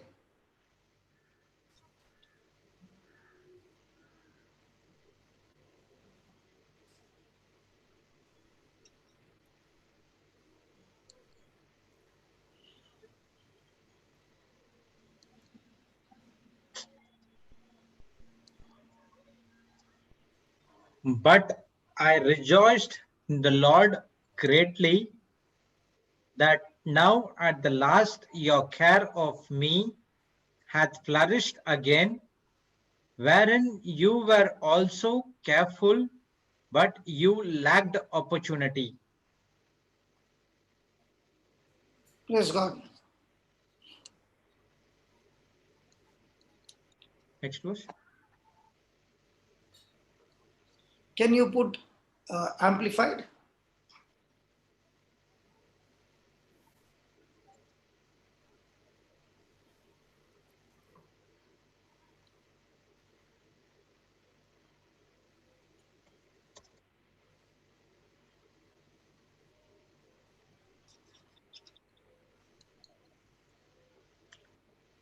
I rejoiced greatly in the Lord that now at last you have renewed your concern for me.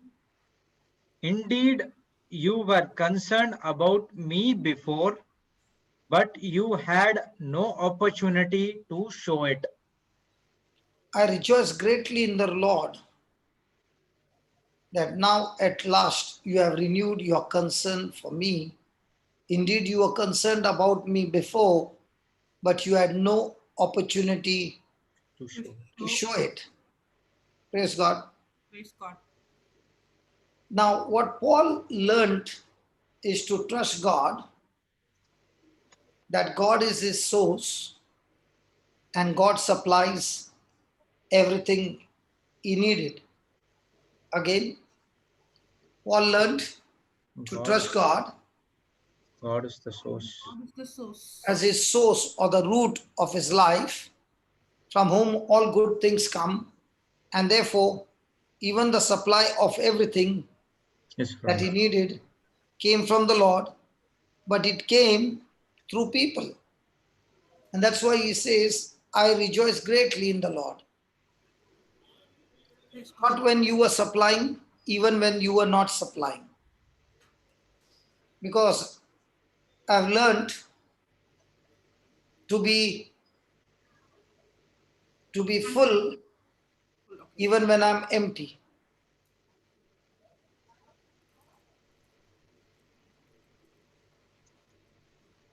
Next verse, no? There's one more amplified that she's. AMPC.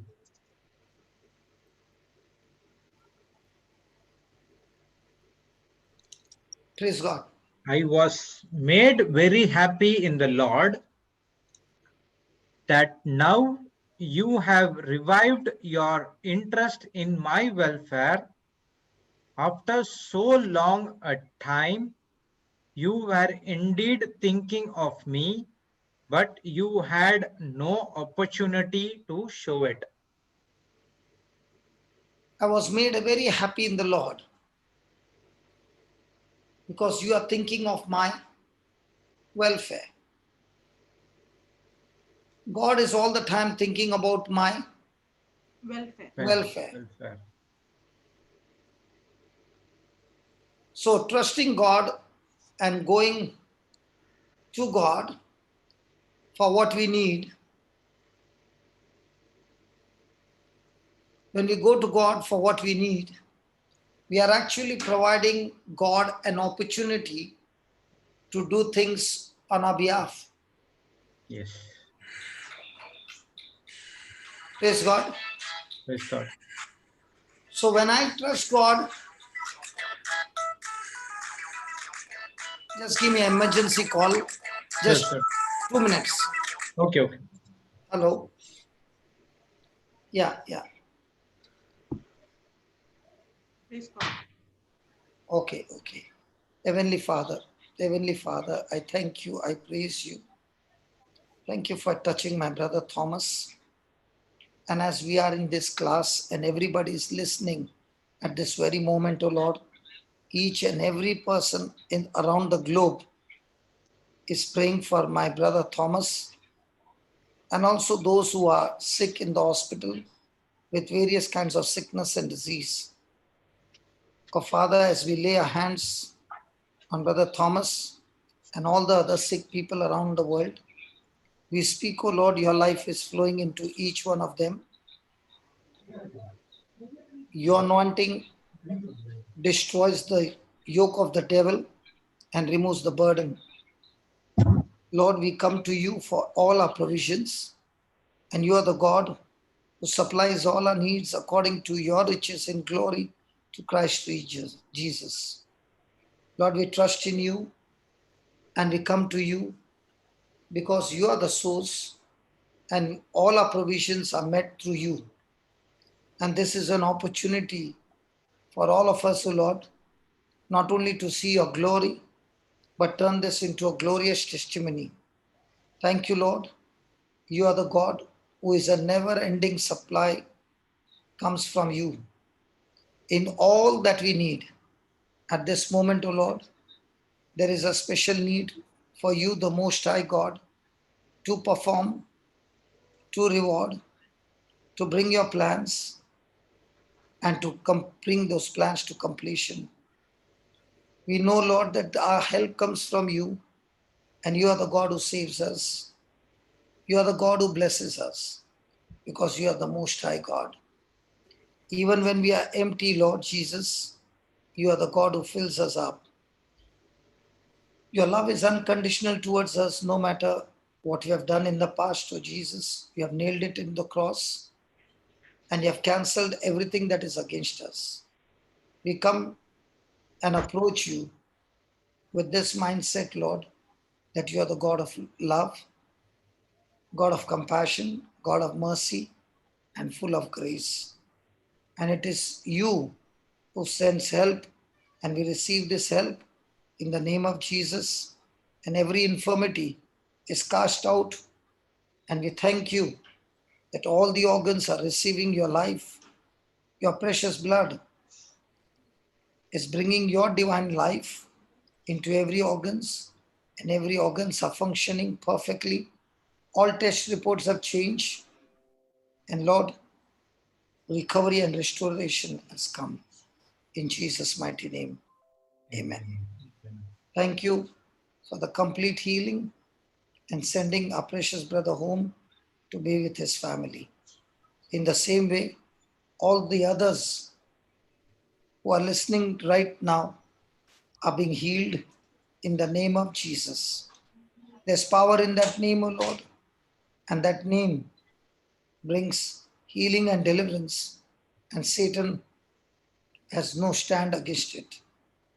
We thank you, we praise you for this quick recovery and for this supernatural creative miracle. In Jesus' mighty name, amen and amen and amen. Praise God. Praise God. Praise the Lord. Okay? Okay. Bye.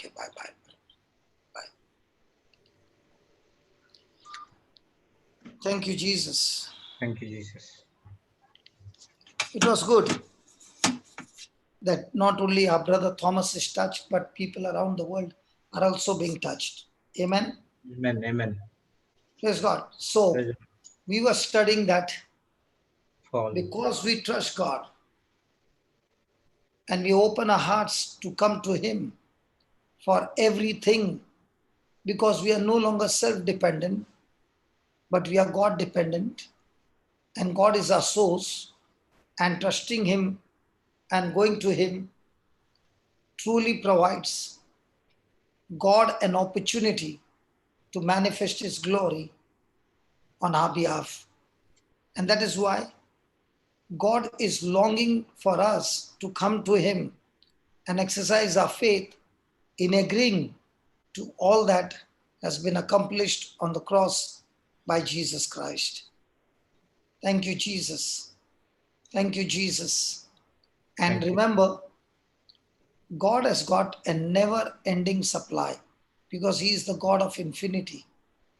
Amen. So, no matter what you need, He is the source of infinity. There is no limit.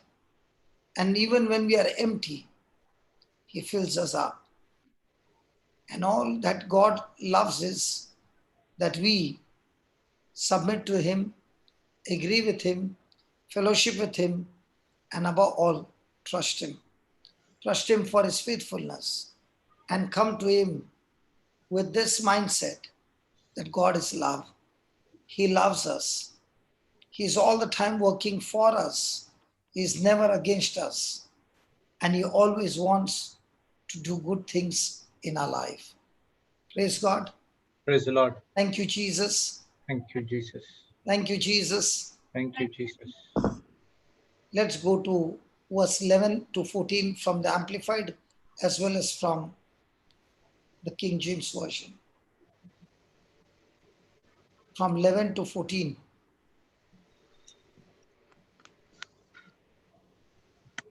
Not that I speak in respect of want, for I have learned in whatsoever state I am, therewith to be content. I know both how to be abased and I know how to abound. Everywhere in all things, I am instructed both to be full and to be hungry, both abound and to serve and to suffer need. Suffer need. I can do all things through Christ, which strengtheneth me. Notwithstanding, you have well done that you did communicate with my affliction. Praise God. So let's have the amplified version.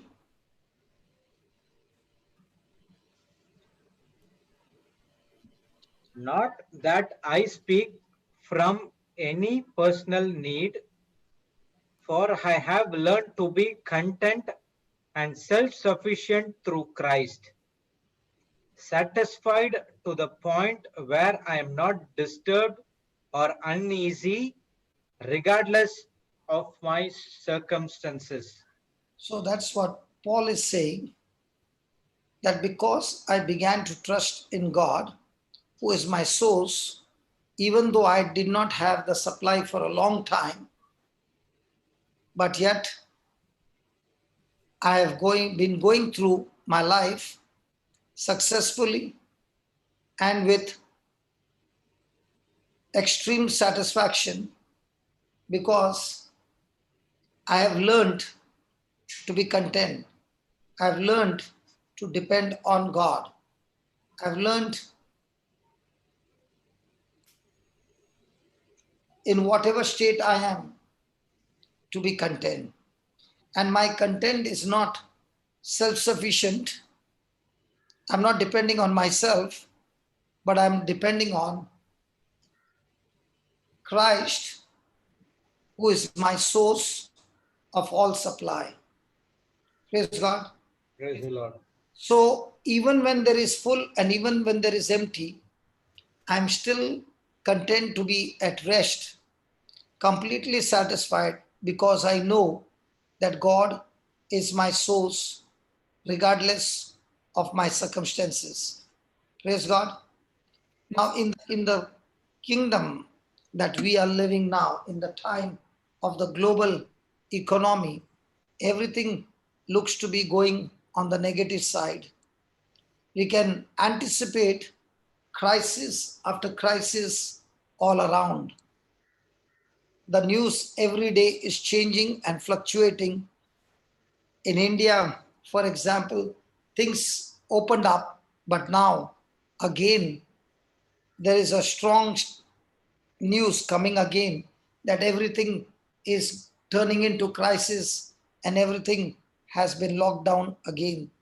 The flights which were supposed to be opened suddenly have closed down again. So crisis after crisis is going around, and we use this crisis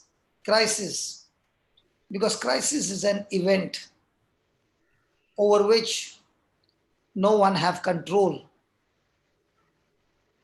And when it goes out of control, it is called as crisis.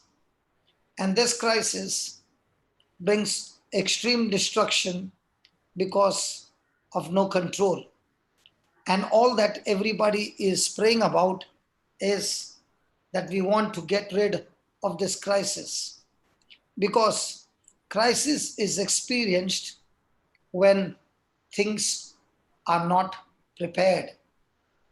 If it was any other sickness where there is a vaccination, in no time everything is brought under control and everything begins to work as normal. But when there is a crisis, there is no preparation, there is no solution. Everything looks to be extremely bad.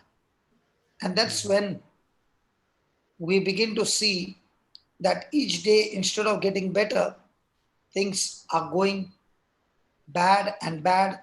And now it looks like we have no control over this crisis. Praise God. Because there was no preparation. This just came unexpected. This just came and began to destroy everything. Now remember, we are the citizens of the heavenly kingdom. And even though we are the citizens of the heavenly kingdom, that does not mean we are immune to crisis. Praise God. Praise the Lord. Praise God. Because everyone is going to be hit in the time of crisis. Everyone. Yes. Because even though we are living in God's kingdom, we are not isolated from the unexpected, uncontrollable events, and therefore we should understand that all of us get hit by the crisis. But we who belong to the kingdom of God have God on our side, who is the source, even in the midst of crisis, to bring us out of the crisis. Amen to that. Amen. Amen. Hallelujah. Hallelujah. Now, Jesus said that the storm will hit everyone. We remember about a wise man and a foolish man. Yeah, Matthew 7. So, storm hits everyone. But when it hits, remember the effect of it hits everybody, but the effect of it is not the same, even though the storm is the same. Even though there are two houses built side by side, Jesus makes it clear that one built a house on the rock and the other one built a house on the sand. There was a crisis. You could not control the storm, but the effect of the storm on everybody is not the same because the response of the house was different. One stood firm because the foundation was built on the rock. Praise God. And the other one was built on the sand. So your foundation is knowledge, knowledge of God's word and knowledge of the world's word. So remember, anyone who hears my word, Jesus said, and puts it into practice will be like a man who built his house on the rock. And when the storm blows and the winds come and beat the house stands firm. But the beating will be there. Praise God. It is not the storm that is the problem. It is the foundation. Foundation that decides the outcome. And if the foundation is the rock, then there will be absolutely no problem even in the midst of the storm, because the foundation rock is ready to take the opposition and can overcome the problem. But if the foundation was not the rock, then the storm that comes against the person, there is a total fall of the house, total destruction of the house. So there are going to be problems, but those problems that come against us do not rule over our lives when our foundation is the rock. So when I have the word of God as my foundation, in which I'm agreeing and practicing the word of God, then I'm able to handle crisis after crisis that come into my life. Amen. Amen.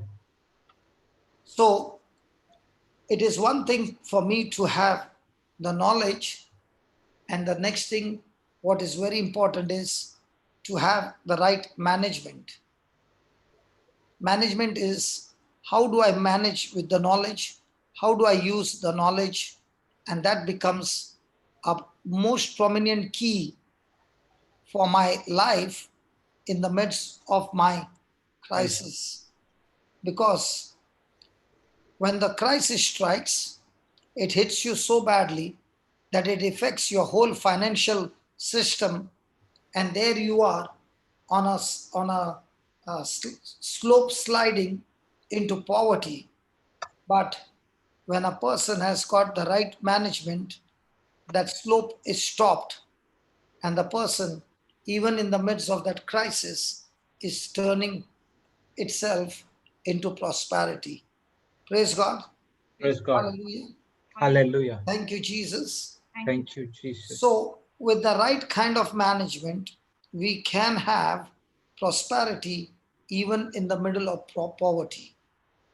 And that's why Jesus spoke about prosperity. 3 John verse 2. Beloved, I pray that all things may go well with you, and that you may be in good health, even as your soul prospers. So when my soul is renewed to the word of God, my management is renewed to the word of God. My management is the wisdom of God that I use even in the midst of my crisis. That wisdom is able to turn my poverty into prosperity. Praise God. Praise And the Lord. we people, most of the ones who are believers, we still stay in crisis because our way of thinking is that God will do a miracle for me. God wants to turn this crisis into prosperity without me making my effort. Praise God. Some of them are so lazy that they don't even want to open the Bible. There are so many who will ask us to pray for. And when you say, go to the teaching and listen to the teaching and come back to me, you will never hear them again. They don't want to contact you again because in their mind, it is you pray a magic, you turn a magical stick, and everything will turn in my favor. It doesn't happen that way in the kingdom of God. God doesn't want us to have that kind of an attitude in his kingdom, but he wants us to fellowship with him and get from him the truth and apply the truth. And when a person applies the truth, everything begins to change. Many times people are lazy to open their book, the Bible, and study the principles. All they want is a quick relief, a quick, immediate response from God. And even if God delays, then the next attitude is stop believing in Jesus. And that is a very powerful religious spirit, that is dangerous spirit that leads people into even more destruction. Because what people think is, instead of me having the right kind of management between the wise man and the foolish man, all that they want God is to be their Santa Claus.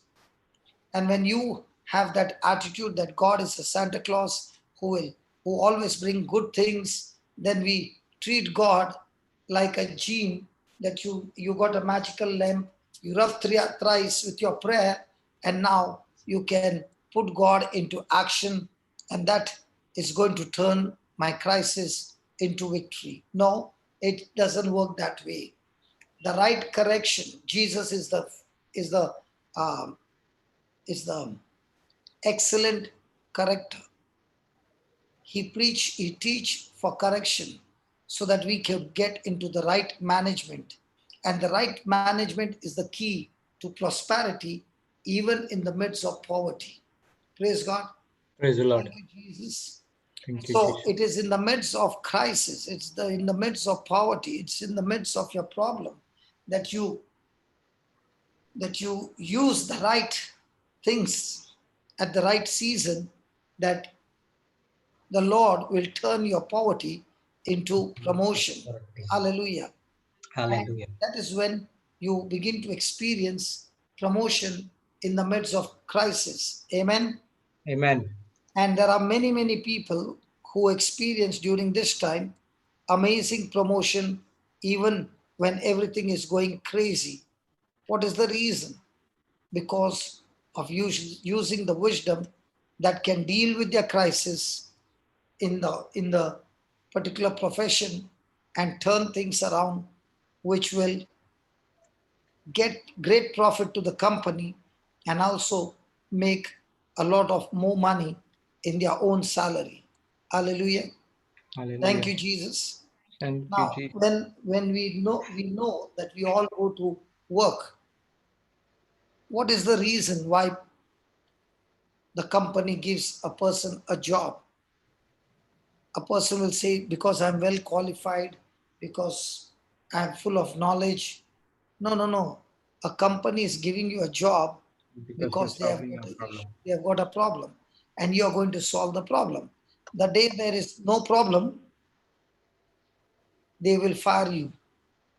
Right now, because of the crisis, everything is shut down. The company cannot make any profit. There are no orders being executed, and therefore they do not have any problem because they have no Problem. opportunity to do To solve. business. That's why there's a shutdown. And when there's a shutdown, the first thing they want to do is get everybody out. But before they get everybody out, they are going to go through the scale. And those who are just in the company, they are the first ones to be thrown out. But the ones who are excellent and producing a lot of profits to the company, they are the ones who are now on cutout salary or something like that, but they are still there in the company. Praise God. Praise the Lord. Now, there are many who will say, I need to fast and pray, and then things will change. Now, No. if you are going to the company, fast and pray, but you don't solve their problems and you don't make an impact in the company different from others, you are not going to make any profit in your own life because you don't bring any profit to the company. Praise God. Praise the Lord. And that is why promotion is the result of the problems you solve for the company. And if you are a person who is solving big problems for the company and bringing great profit for the company, you are always going to be there as an asset to the company. Thank you, Jesus. Thank you, Jesus. Praise God. Praise the Lord. God is looking for good stewards. In even the same way, the company is also looking for good managers. Nobody wants to lose a good manager. Why? Because a good worker, after all these years of working, has brought great value to the company. But if there is a worker who is lazy, who is not on time, not performing well, all the time complaining, now all those effects are going to affect you in this time of crisis because this person is the least valuable, and this person, instead of solving the problems, might be creating the problems in the company. And right now, the company is looking for the first person to remove, to, to, to be fired, is this person, because this person has been planting bad seeds. And listen, the more bad seeds that the person has been planting for all these years, the manager has got all those files, and now the first thing they want to do is get this person out of the company. Praise God. Praise So Praise it the God. is Lord. only the ones who are planting the good seeds and doing good in the company are the ones who are there still on the pay list because they have been producing amazing results in the company. And that's why it is always important to upgrade ourselves with knowledge, the latest knowledge, and keep on upgrading ourselves instead of being with the old knowledge which was used years back and now still thinking of getting a good salary with that knowledge, because everything is upgrading. And if a person is not willing to upgrade, that person might lose his job. And in the same way, the Bible is a book of upgrading your wisdom with God in the midst of every trials and issues that we go through in life. Amen. Amen. Amen. Amen. Amen.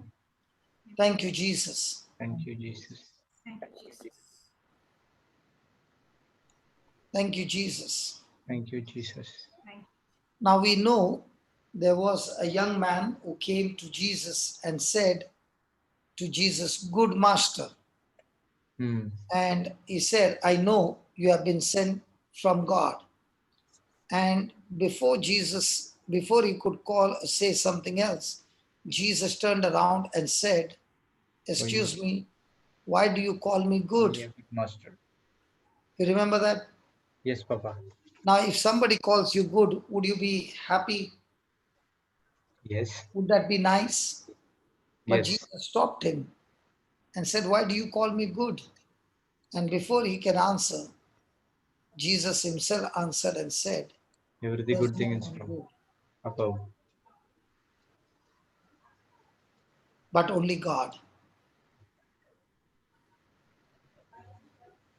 No man knows what good is, only God. No man knows what is good, but only God. God knows. So, what would be the definition of good? Hello? Yeah. What would be the Yeah, Papa. definition of good? We call many people good. Like Sorry, there were many people who like Gandhi. Can you hear me? can't hear you. Can't hear. Oh, What did you say? can't hear me? Now you can hear me? Yeah, now I can hear you. Tell me. No, usually we say many people like Gandhi is good, so and so is good. We say that word in common. Okay, so what is good? And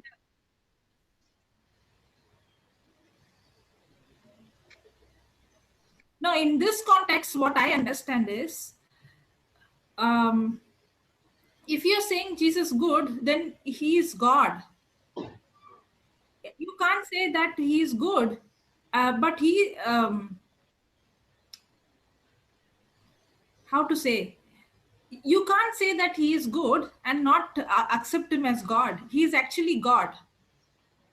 If you're saying he's not God, then you have to he's what is he saying? That he's telling that I am the only way. You drink my blood and my body. If you can't accept him as God, then you can't accept him actually good. So the definition of good is only God knows what's good. No man knows what is good. Okay, good. So all things that are happening around us right now is a crisis. Is that right? Yes. Yes. But can it be good? Only God knows. Hello?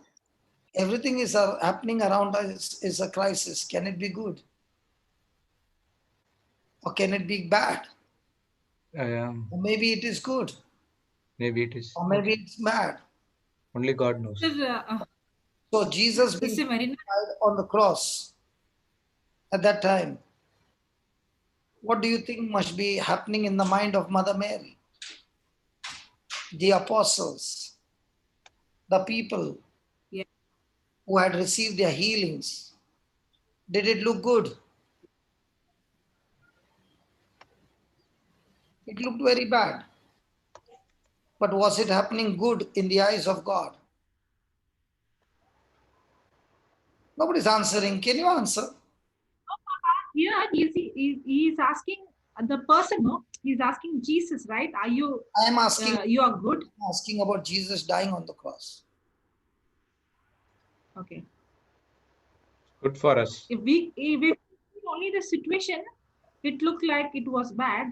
But when we understand God's purpose, then it is good. So in the same way, what you call it bad, can it be good? That's why Yes. Jesus said, Yeah. only God knows the good. Nobody knows. What is good? No man knows what is good. Only God knows what is. Good. Praise God. Praise God. So shall we take an example and study? Yes.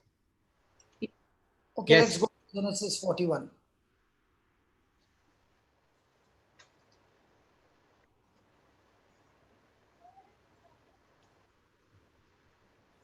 And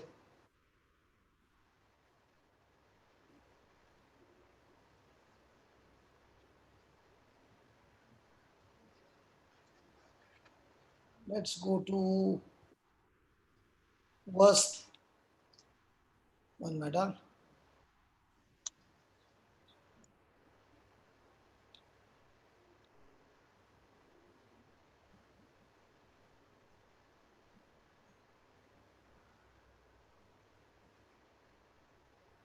Let's go to 25.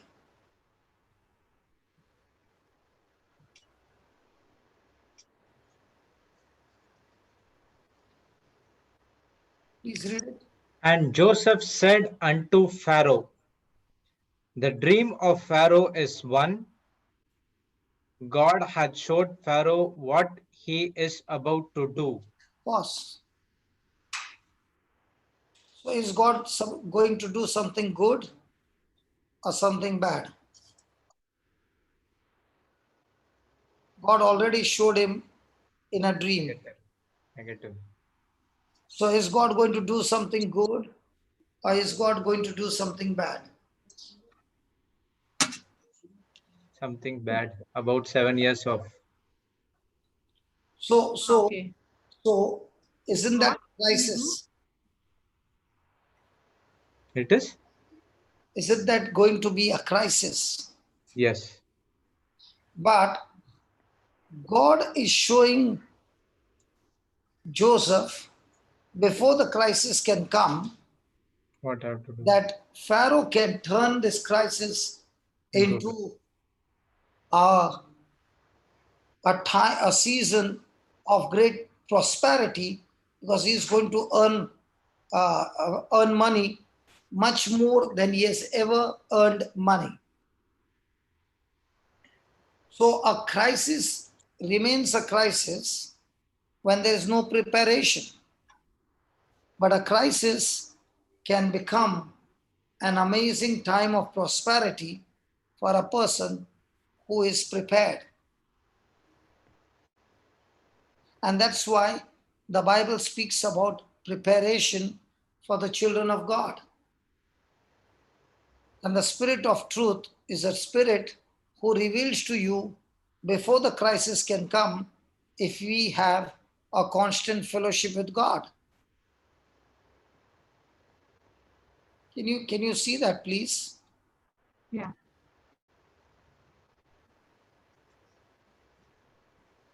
So even if I'm going through some crisis, even though I'm going through some trouble in life, praise God, what is very important is that I must have that relationship with God to see what God has got in his mind and his plan for our life. Here is God himself prophesying through Joseph to the king crisis. He is speaking about the whole nation coming under crisis. And he's telling the leader, the king, before it can happen. Praise God. Praise the Lord. And this young man named Joseph is 17 years old.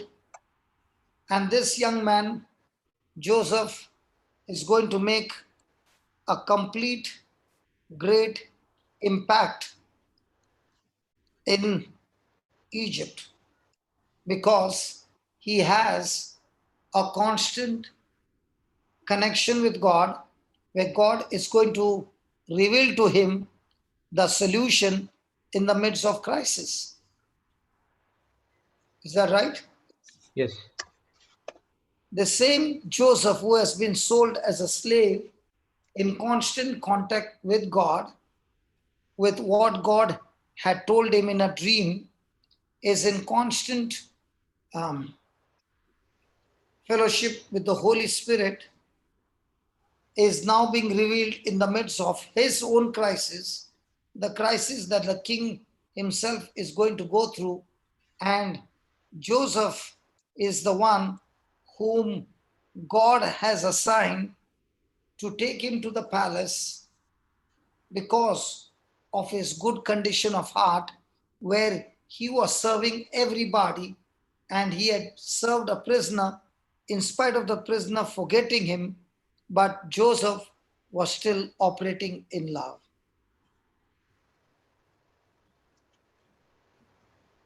Praise God. So let's continue from there. 26.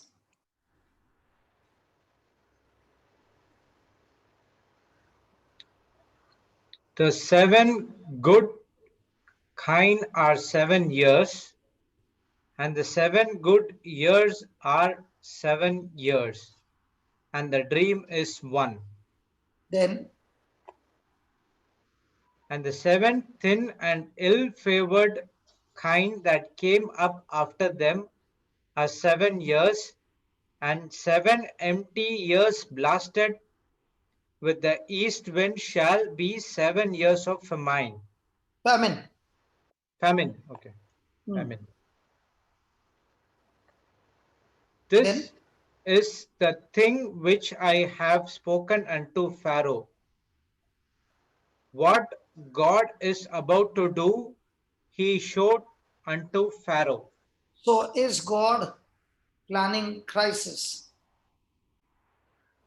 Yes. Hello. Is God who has planned crisis? God. No, God planned to And the solution. give Pharaoh whatever he never earned. With that solution, he can earn whatever things he had done before. So, what happens to a person who is praying and fasting and asking God to turn around the crisis?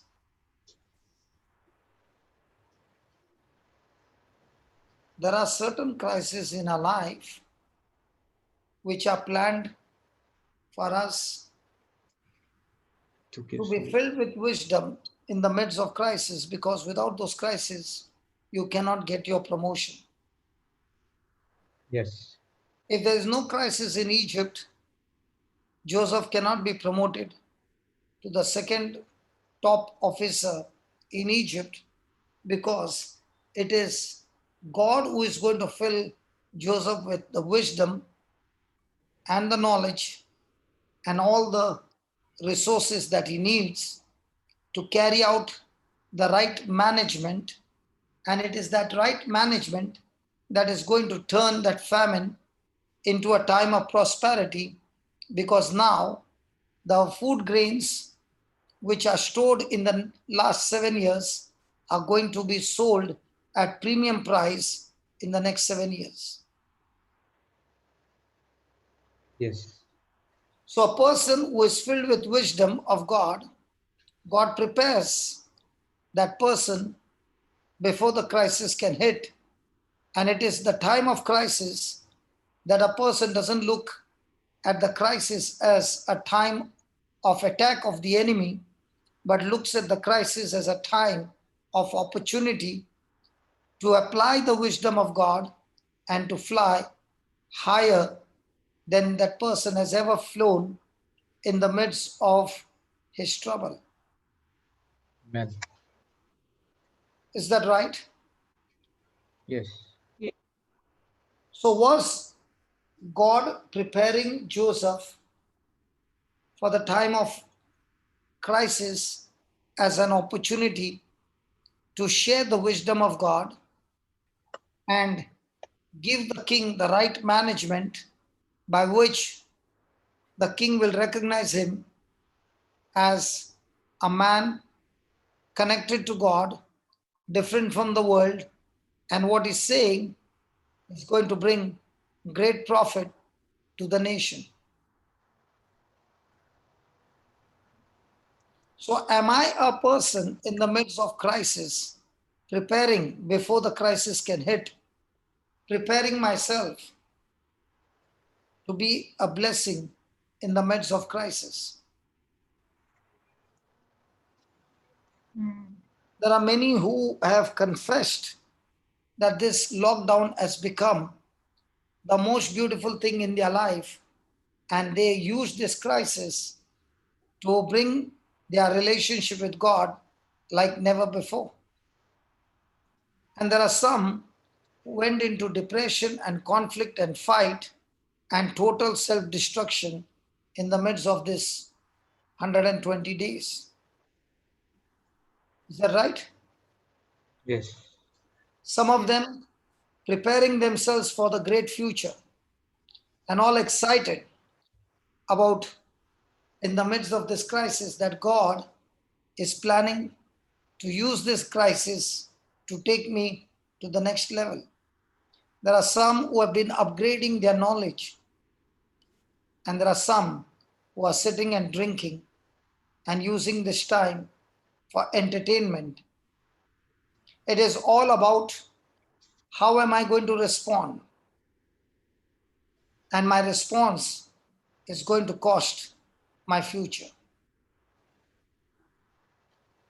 That's management of my time. That's management of my resources. And a person who is well skilled about management is the one who is going to make it to the top. Thank God for this moment that we had an opportunity to use Zoom, which was with us for more than a year, around a year, just lying down idle, not being used much. And that same software began to become such a blessing for people to receive the word of God globally right into their homes and get the truth in their life that's actually set them free from so many crises. Amen. Even though you are unemployed, Jude, Yeah, Papa. found yourself being employed by God for a special mission, and Yes. now you are such a blessing to so many around the world. Praise God. So you could have been sitting now, the old Jude, drinking and drinking and drinking and using the credit card to swipe, but not stop drinking. And when the lockdown would open and you would be starting your job, now you have become already a good drinker. Now, what would be your condition when you go for your job? And what would happen with the salary that you get? Everything is management. What we go through is, I will fast and pray, and God will change everything for me without I changing my management. For example, you keep on drinking and then you keep on saying, brother, I'm not getting a job. I'm in financial crisis. I'm in this and I'm that. Now just check your management. Because your management is wrong, that's why the result where you are right now is a wrong destination. Praise So God. if I want to change anything in my life, I have to change my management. Change the management. Praise God. Praise the Lord. Thank you, Jesus. Thank you, Jesus. And I thank God that God put in my heart to go all out during this time and use this time to preach from morning to night and then start early in the morning again and give hardly any time gap.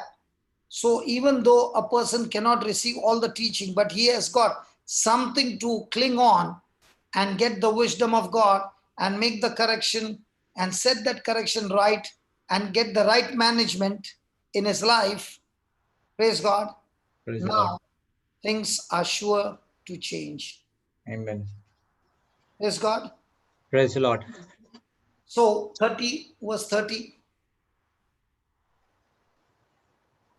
Now this is what is giving him the secret of how to manage. And there shall arise after them 7 years of famine, and all plenty shall be forgotten in the land of Egypt, and the famine shall consume the land. And the plenty shall not be known in the land by the reason of that famine following, for it shall be very grievous. Okay. And for that the dream was doubled unto Pharaoh twice. It is because the thing is established by God, and God will shortly bring it to pass. Praise God.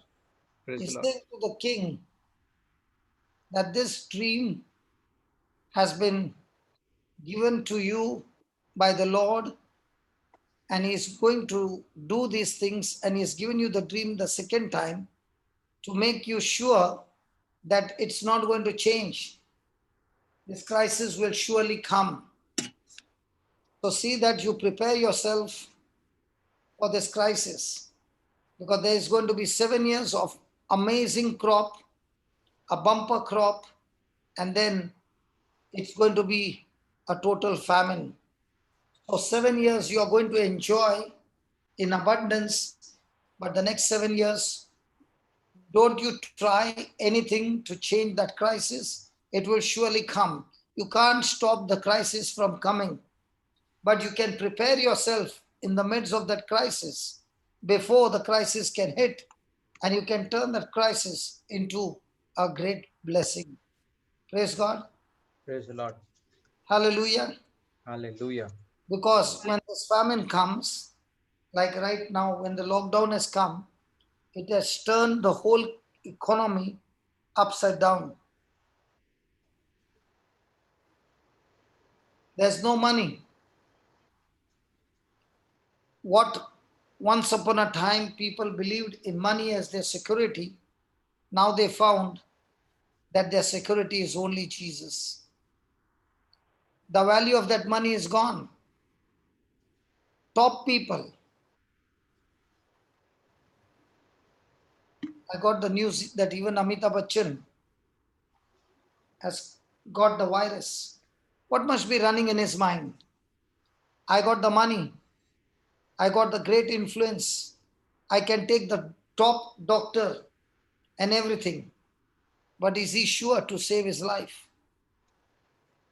Did he ever think that all these years everything was good, but now when the crisis comes, he doesn't know how to fight the crisis because fear has gripped everybody. Is that right? Praise God. Hello, is that right? Yes. But the person who has been preparing himself in the Word of God, in a relationship with God, understanding the love of God and how much God lavishly loves you, and you are God's beloved. And the Bible says, if God is for you, who can be against you? Amen. And that's where Joseph is interpreting the dream, because God is with Joseph and God is revealing his dream. And because God is revealing his dream, he's also giving him the preparation to turn the crisis into a blessing.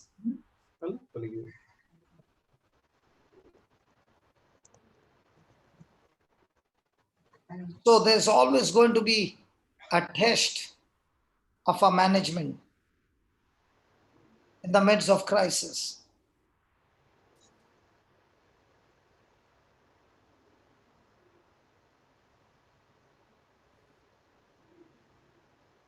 God gave this dream to the king so that he begins to, he gave it twice because he would be under pressure to know why this dream is coming and what is the reason of this dream. Praise God. Praise the Lord. What if the king had to sit and keep on praying for the crisis to go,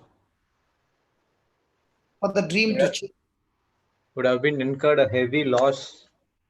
What about loss? He himself would have died. He would have died. Yes, a kingdom would have been gone. No one to be saved. So what many a times we do is we are more interested in fasting and praying and asking God How to turn over everything and change everything. But there are times when the crises are going to hit, and it's surely going to hit everybody. And God also knows it's going to bring a global confusion, economic confusion. Praise God. Praise God. Because now those who are earning are no longer earning. Companies that were flying high with amazing pride, nobody could ever think that the same company is shut down, having no business at all, and everything is turned extremely bad.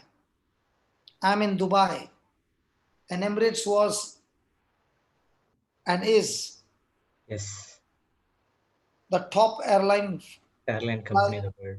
with top price and all that. And now that airline has been grounded, and now all airline companies have got their flights grounded, which their flights never rested all their life. Now, what has happened to the company? People have lost jobs in thousands, and the people who are working there also never thought in their life that they would ever lose their job. Everything had value, but today the value is nothing. Money had value, but today, when a crisis has hit and a person is in the hospital fighting life and death, he might even say, "Take all my money, but give me life."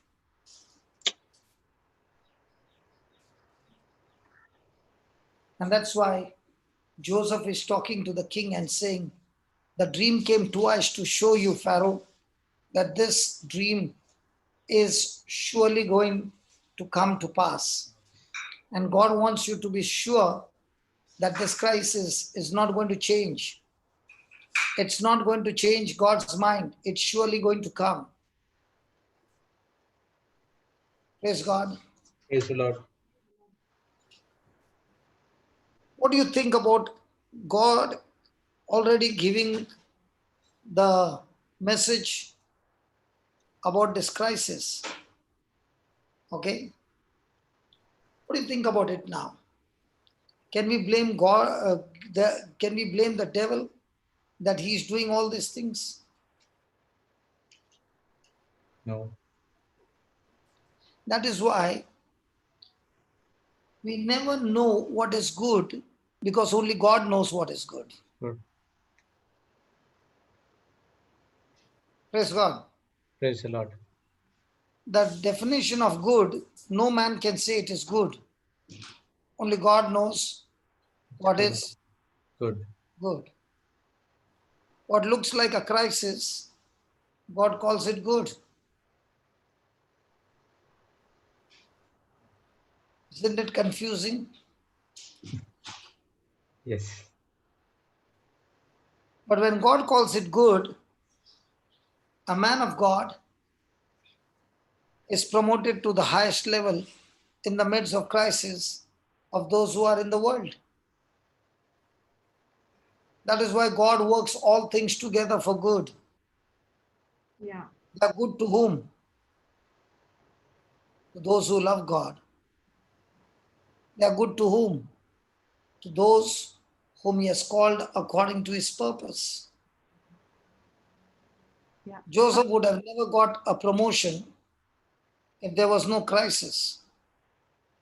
You and I can never get promotion if there are no problems around.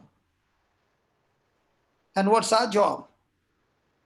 Through the Holy Spirit, Solve the problem. taking those opportunities or problems Solve it. and using the wisdom of God and solving those problems is what brings promotion in our life. Amen. So who are we? We are the Problem people solvers. who are called by God to turn crisis into blessing. Amen. And how do we do that? We With the do word that of God. by the wisdom of God. We do that by the anointing of God. And how are we going to do that? Through a constant fellowship with God. Amen. And that's what God is showing us about Joseph. Nobody knows him. All that people know him is that he is a prisoner. He has tried to commit adultery and all those false accusations. But God knows the truth and is using the time of crisis to turn his false accusation into a supernatural promotion. Praise God. Praise the Lord. Yes, God. Look at verse number 33.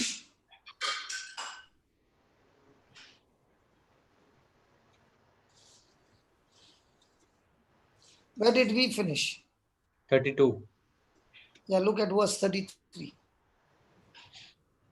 Now therefore let Pharaoh look out a man discreet and wise, and set him over the land of Egypt. So, what is he saying? For your crisis to turn around You have into to look blessing, you need a man who is with what? discreet and wise. So, you need a manager who is what? Discreet and wise, and set him. So, can one man change the face of the whole nation? Yes. So, can one man change the whole face of a community, of a company? Yes. Can the husband change the whole situation of his marriage and his family and his generation? Yes. So, what is God speaking to us right now? Are we ready to cooperate with him? Sorry? Are we ready to cooperate with him to be discreet and wise? Absolutely.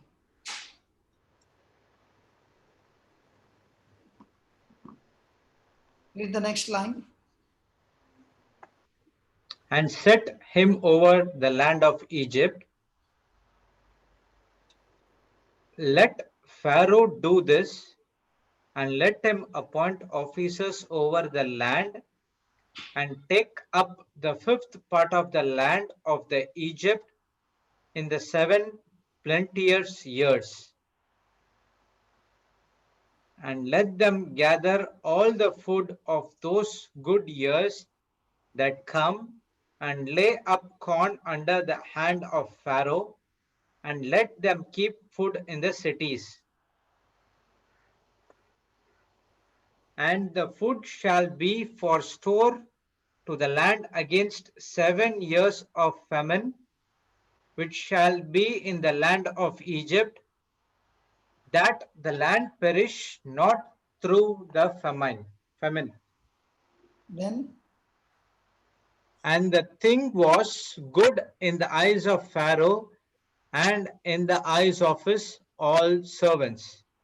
then, And Pharaoh said unto his servants, Can we find such a one as this, a man in whom the Spirit of God is? And Pharaoh said unto Joseph, For as much as God hath showed thee all this, There is none so discreet and wise as you art. You shall be over my house, and according unto thy word shall all my people be ruled. Only in the throne will I be greater than you. Praise God. Praise God. Did Joseph ever think that morning when he got up from his sleep No. No.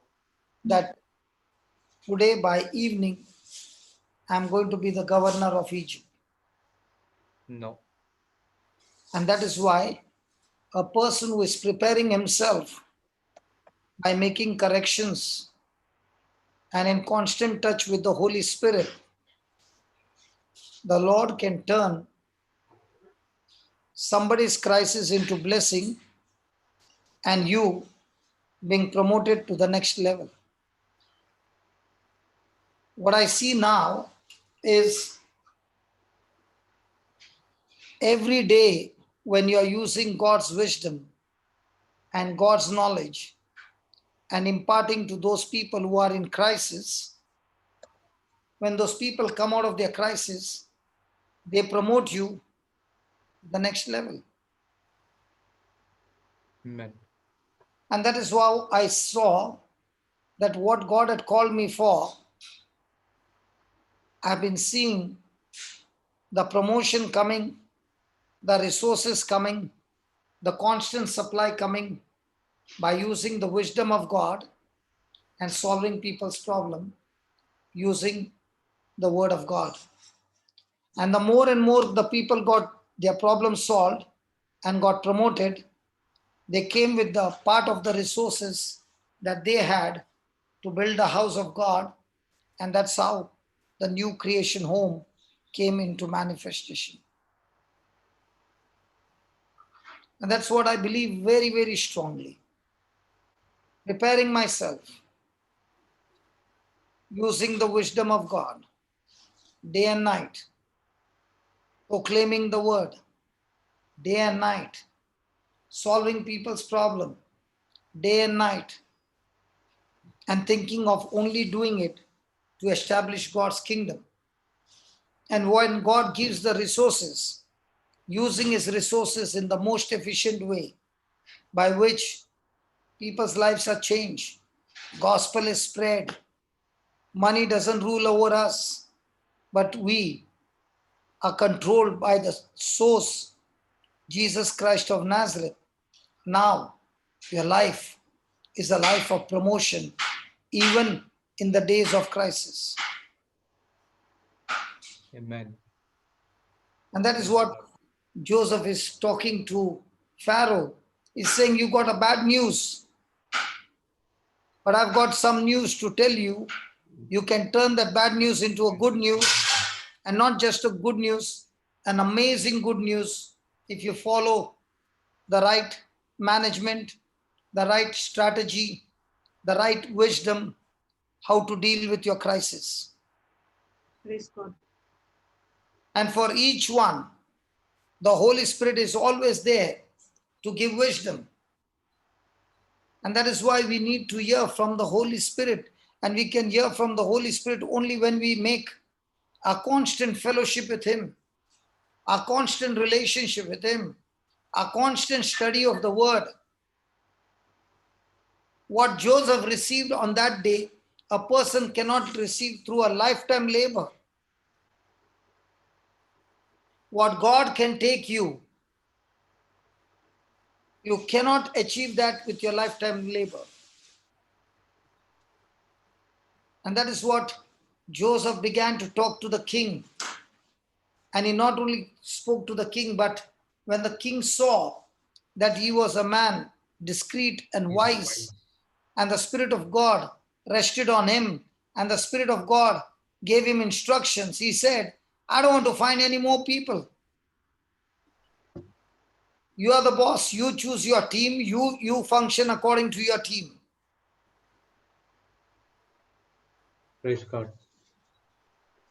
And that is what Joseph did.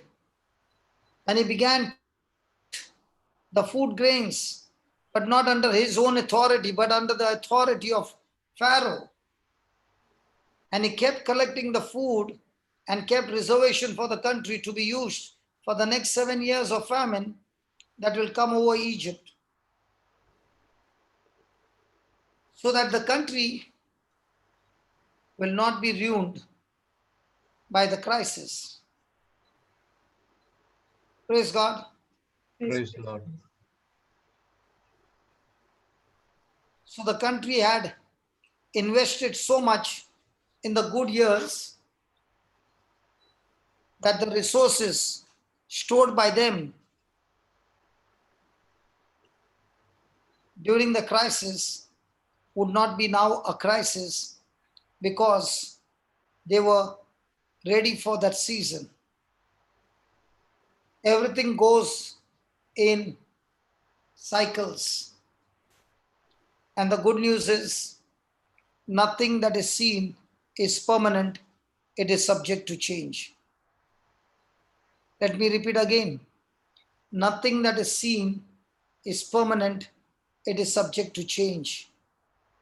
And if the Amen. person is connected to the Lord constantly, the change that is going to take place is not going to take place on the bad side, but it's going to be a good season, not after the crisis is over, but even in the midst of crisis. So if people call it a bad season, God call it a good season. praise God, a man of God says, this is the right season for us to show the world that we carry the light of the gospel. Amen. That virus doesn't rule over our lives, but the Spirit of God and the blood of Jesus that we are vaccinated rules over our life. And it is through the Lord Jesus we find ourselves that our immunity has grown up so much that crisis cannot create any crisis against us. We are the overcomers. We are the virus killers using God's anointing, God's work in our life. Praise Amen. God. Praise God. Praise the Lord. Thank you, Jesus. Thank you, Jesus. Look at the verse 39 again. What did Pharaoh do? Start with 38. And Pharaoh said unto his servants, can we find such a one as this is, a man in whom the Spirit of God is? And Pharaoh said unto Joseph, for as much as God has showed thee all this, there is none so discreet and wise as you art. Then And you shall be over my house, and according unto thy word shall all my people be ruled. Only in the throne will I be greater than you. so it was on when Joseph was 17 years old when crisis began, when his brother sold him as a slave. And the only fellowship that he had during that time was God. God was his companion. Yes. Joseph was never alone. And that's why he was never feeling lonely, because he always had God on his side. And God was working with him and for him. Praise God. Praise the Lord. And now he's 30.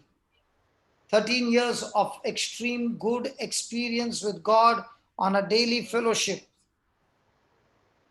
Even though negative things happened, his fellowship with God kept him looking in every midst of crisis that this is not a crisis, but this is God teaching me to manage the responsibility of not losing my patience, but trusting God for his faithfulness, that in spite of everything looking bad, God is working something good for me. And God, I want to show you my right attitude, even in the midst of all negative situations. Amen. Amen. Praise God. Thank you, Jesus. He has been discerning And he has been extremely wise not to give in to his emotions and open his mouth and speak all nasty things, but waiting for God to move him. Not he moves, but God moving him into an extreme promotion, because all these years he learned to trust God, obey God, and be faithful to God.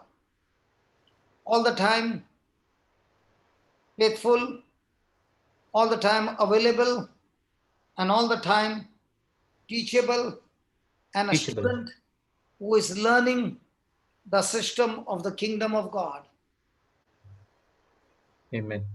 And that's when the king said, I promote you now to be the top officer Only in the by kingdom. throne I. And not only that, from now on, my people will submit to you and take orders from you only. And when they hear from you, they are taking orders from the throne. Praise God. Praise. Second in charge, I will be the top officer, the king, and you will be the second.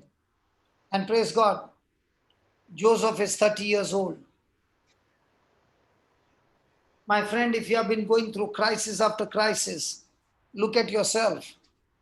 You have missed the mark in the midst of crisis because you got frustrated, you got stressed out, you got angry, you got bitter, you were revengeful, you opened your mouth and cursed, and now the Lord is saying it's not over. All those things that you did was ignorant. You operated in the devil's kingdom, and you got into the devil's snare, into the devil's bait, and by operating in all that, you have destroyed. Your management was a wrong management. So let's change the management.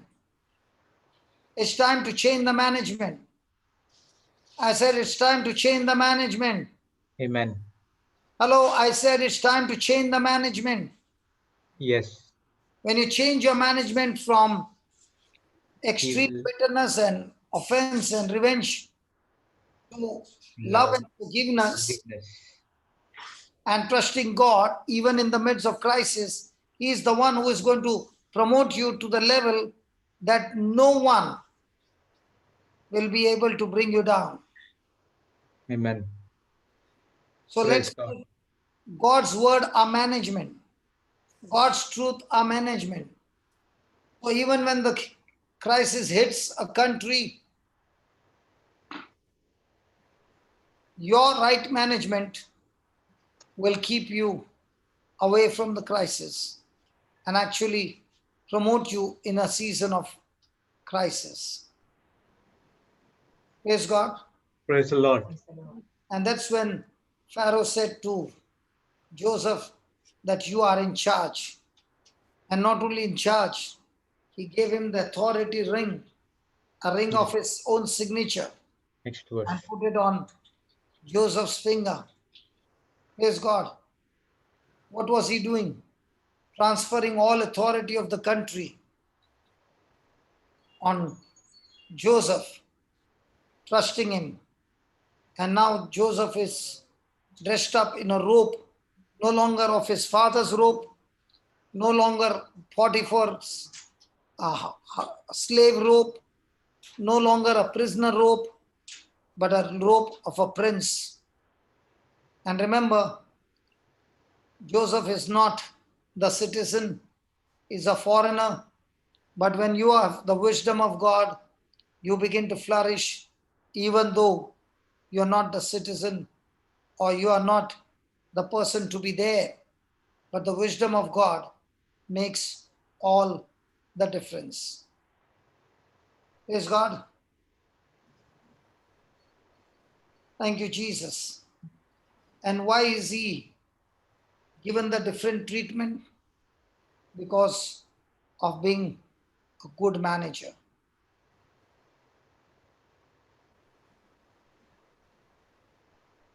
Hallelujah. Hallelujah. When you are a good manager, anointed by the Spirit of God, filled with the wisdom of God and the favor of God. It does not matter where you came from. It does not matter how poor you are. It does not matter where you are in this situation. But God is trying to tell everybody of us that when we fellowship with Him, He gives us His ability in our life that will lift you up from a bottom pit to the highest level. So let's be the good steward, the good manager who is filled with the wisdom of God. Let us be the manager who gets the wisdom of God to solve people's problem. And especially when you solve bigger problems, the size of your reward is the size of your enemy. Means what? The bigger problems you solve, the bigger is your reward. Amen.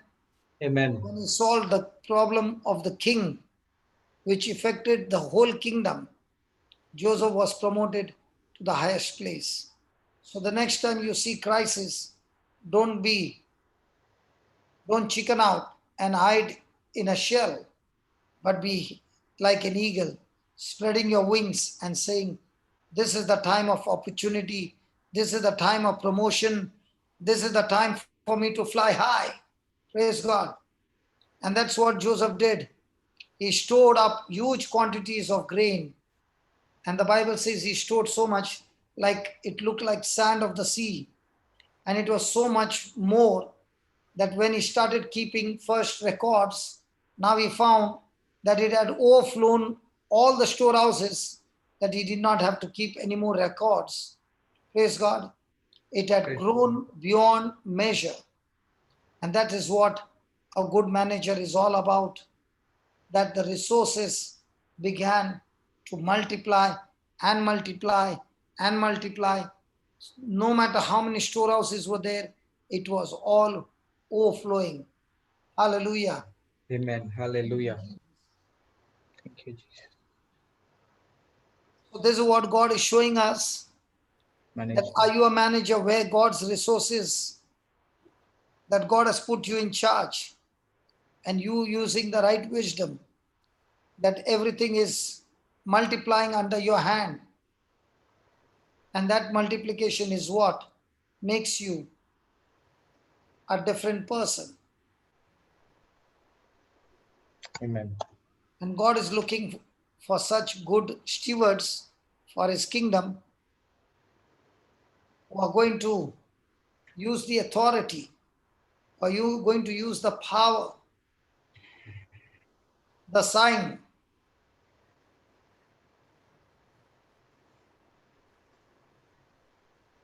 Praise God. Praise the Lord. The power of attorney, and be an excellent manager.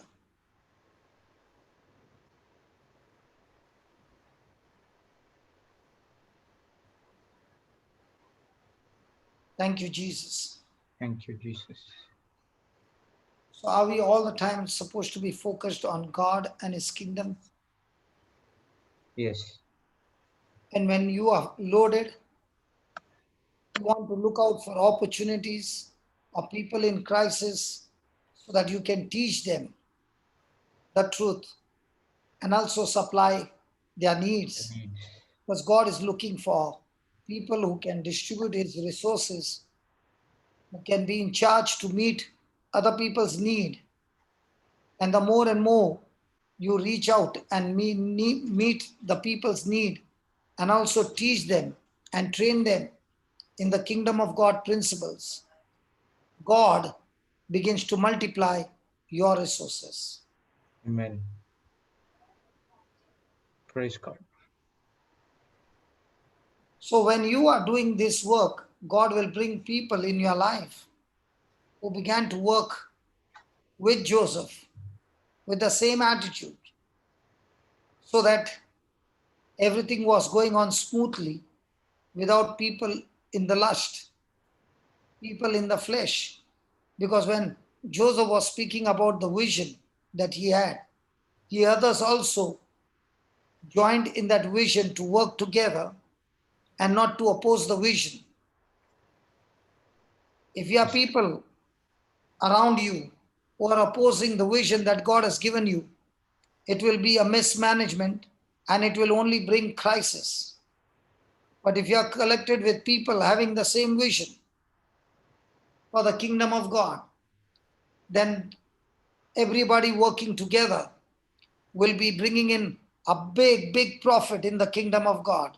And that's what has happened in this 100 days plus. God gave me 3 more soldiers to work together with the same attitude. And that's why there was no complaint, there was no grumbling. Everybody working together, everybody with selflessness, only looking for how can God be glorified. Amen. And that's why there was nothing called as, hey, come on, it's lunch break, stop now. When the devil comes, he comes at no time. But when God has to come, he has to come on time. When the devil comes on no time and he stays there for weeks, months, and years, it's okay. But if God has to come, he has to come and finish the whole thing in 1 hour or 2 hours. Praise God. Praise God. Praise the Lord. Hallelujah. Hallelujah. So God is going to give you wisdom. And that wisdom is what we share. And I know so many marriages got blessed. So many divorces have been cancelled. So many have been healed. Amen.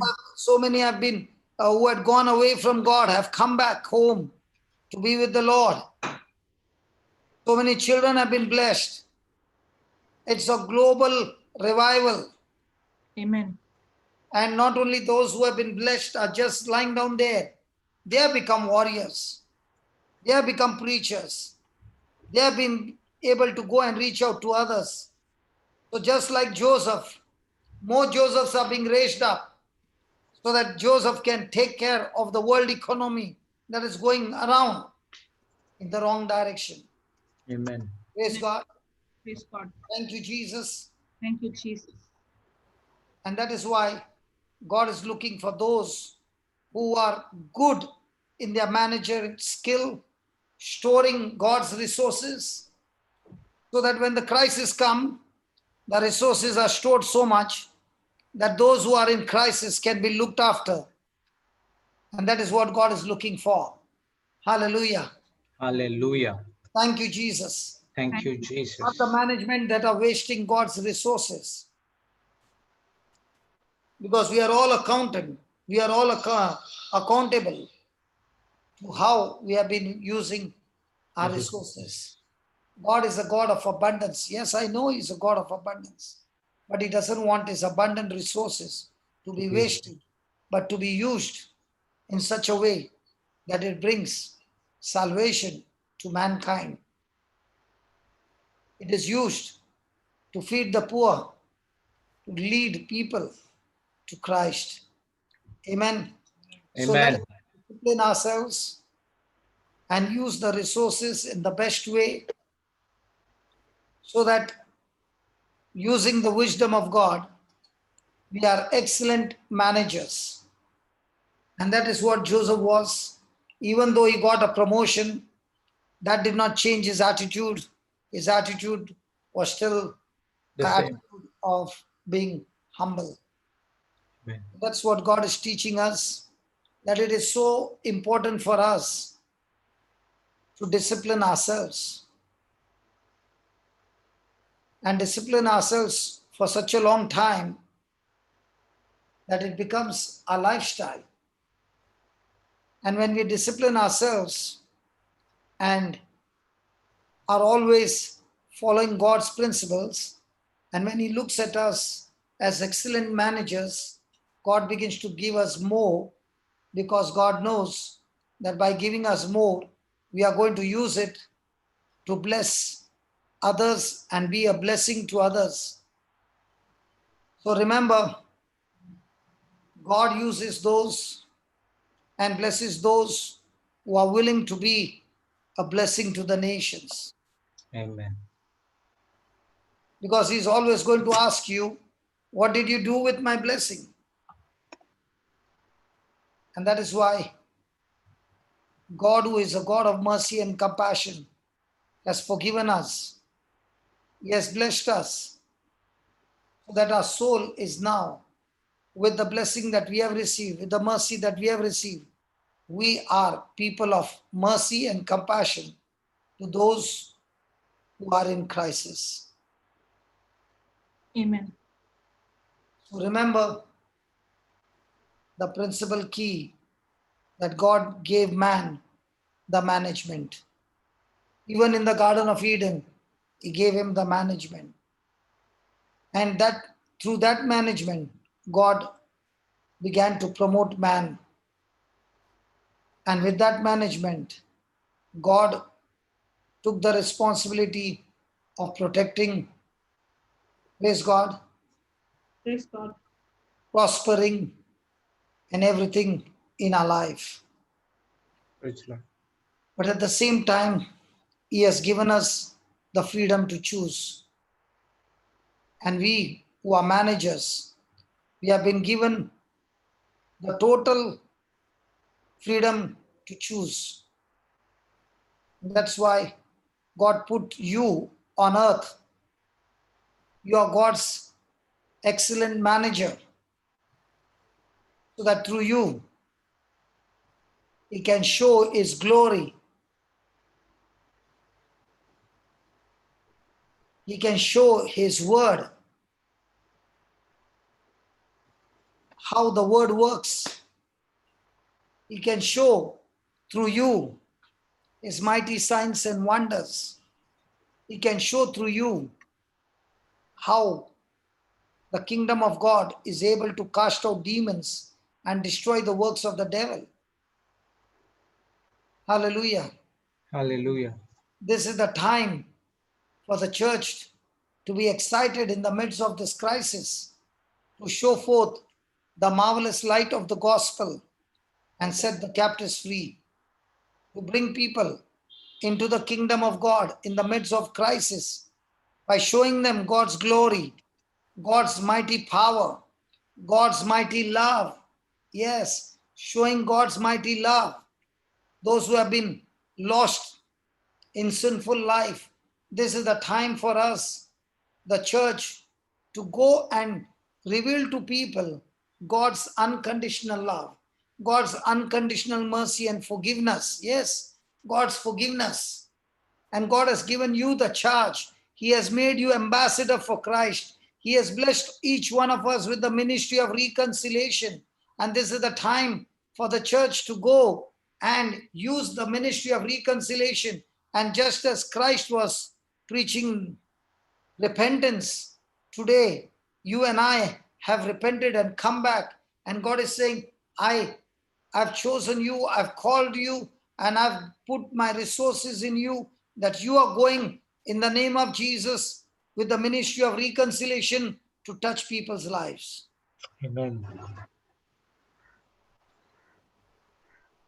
Praise the Lord. So we are given the dominion over the earth, which is management, and all human beings are managers over God's property. Praise the We are Lord. not the rulers. God is the ruler, We but are. He has given us rulership, not ownership. God is the owner. We only rule, but it belongs to God. So remember, we are always managers in the kingdom of God.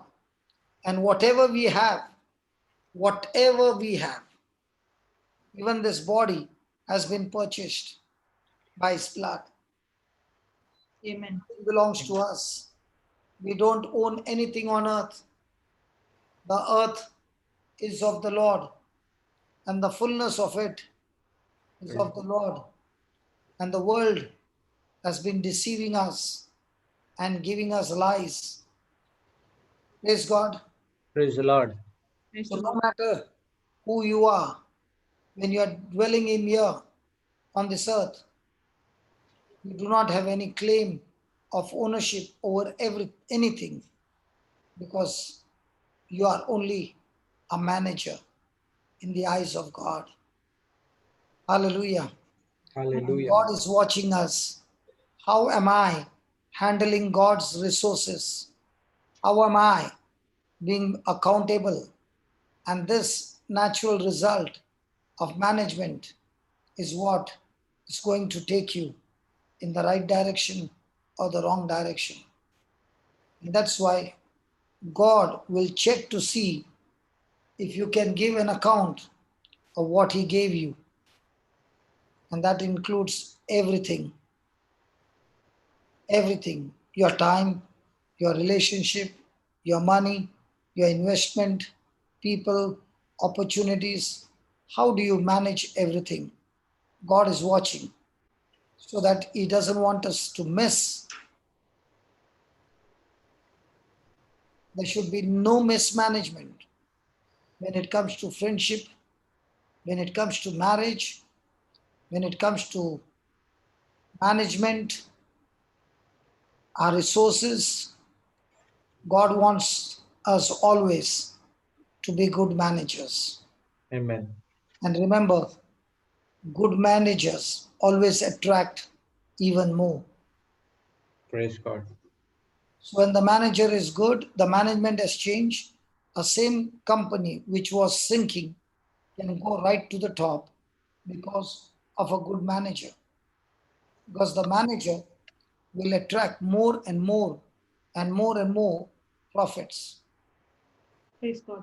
God is looking for such managers who will use God's resources in a way that it becomes so efficient and brings forth so much of great profit in the kingdom of God. Let me tell you that white book had blessed me in my early years, and what all notes I got from different sources, I used to use it for myself, and those notes really blessed me. So I compiled all those notes together and made it into a book. Never sold a single copy, but distributed it because it blessed me. Praise But God. today I can say without a doubt, what God had given me a resource, I multiplied it so much, and I can say people around the world who have been using that scriptures has really got blessed and blessed and blessed, and it's not stopped, it's increasing even more. It's And now still that we are distributing the soft copy, it's increasing even more. Now yes. the videos on the YouTube are increasing even more. People are just enjoying and making corrections and becoming good managers. There is a set of people who don't want to become a good manager. They want to be excellent in praying and fasting, but the management is extremely poor. The result is going to be a crisis. My fasting and praying should help me to become a good manager.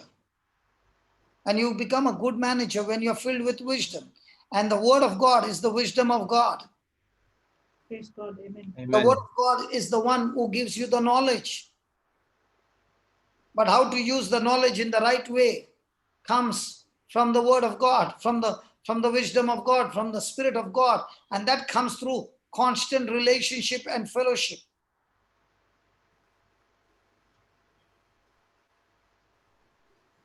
Praise God. Praise God. Praise God. Thank you, Jesus. Thank you, Jesus. Hallelujah. Hallelujah.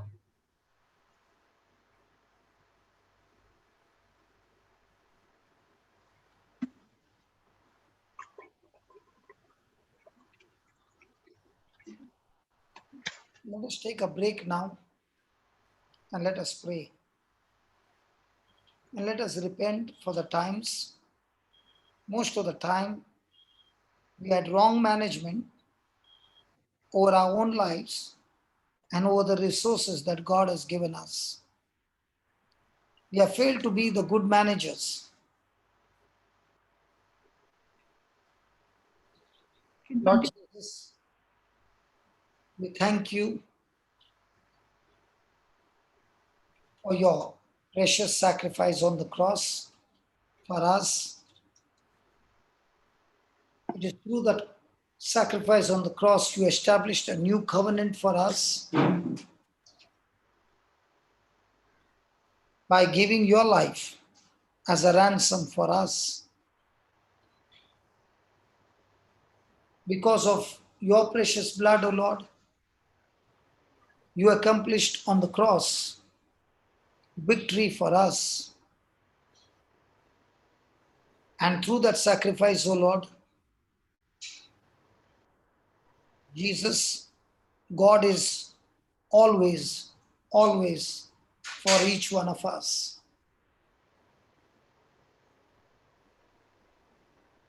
It is we who have failed to understand your love. It is you who loves us. The Father God loves us. And it is that love that He has showered His love on us by sending you take our place on the cross. So that we who believe in you will not perish but have everlasting life.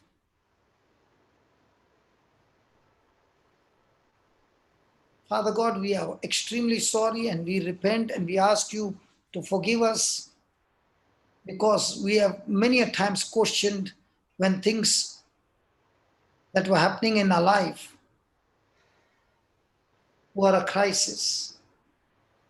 But today you showed us through the life of Joseph that crisis was a time to use the wisdom and the fellowship of the Holy Spirit to reveal to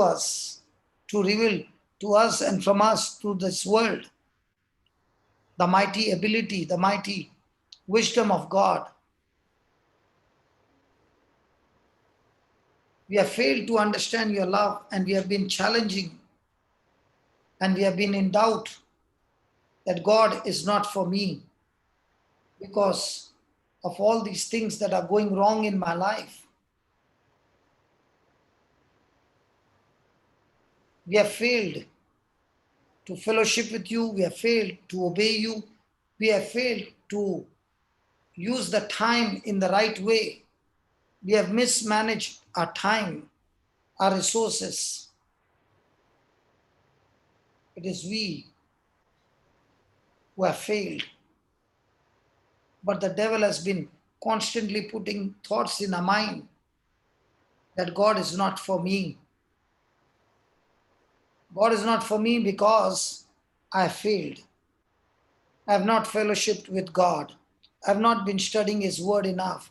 I have not been praying enough. I have missed going to church and all these things. But your love for us is not based on our performance. Your blessing for us is not based on our performance. What you did on the cross, Lord Jesus.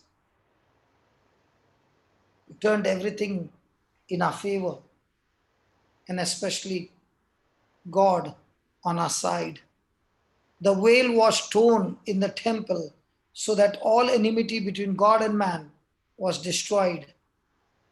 And through your death sacrifice on the cross, you made us God's friend, and God is always for us. God is in you, my friend. He is with you right now. And whatever issues are coming up in your life, and the enemy has been playing on your mind, do not even for a moment doubt that God is for you. Don't doubt it. Surely He is for you. Make that decision. Believe that word, which clearly says, God is for you. Who can be against you? Settle it right now that God is for you. Who can be against you? Even the devil, not a demon, not your co-worker, not your spouse, not your in-laws, not anybody in this world, even your enemies. None of them can be against you because God is for you. And as you settle this by believing that God is for you, His love that is showered for you from the cross is a proof that He is for you. The devil has been throwing lies after lies all these years, and we have been receiving them. And right now it's time for you to turn all those lies to God and continue to believe that God is with you and God loves you and you are God's beloved. No matter what the devil has been throwing against you, God is going to use it and turn around and make a blessing out of you. If the world is saying it's time for crisis, it's time for recession, it's time for destruction, tell yourself, when I look at the life of Joseph, God used the time of recession as a time of progression. And why? Because God was with Joseph. And that's why Joseph could interpret the season. In the same way, God is for me always, always, day and night. And God is turning my season into a season of prosperity, a season of greenery, a season of good time, a season of intimacy with God.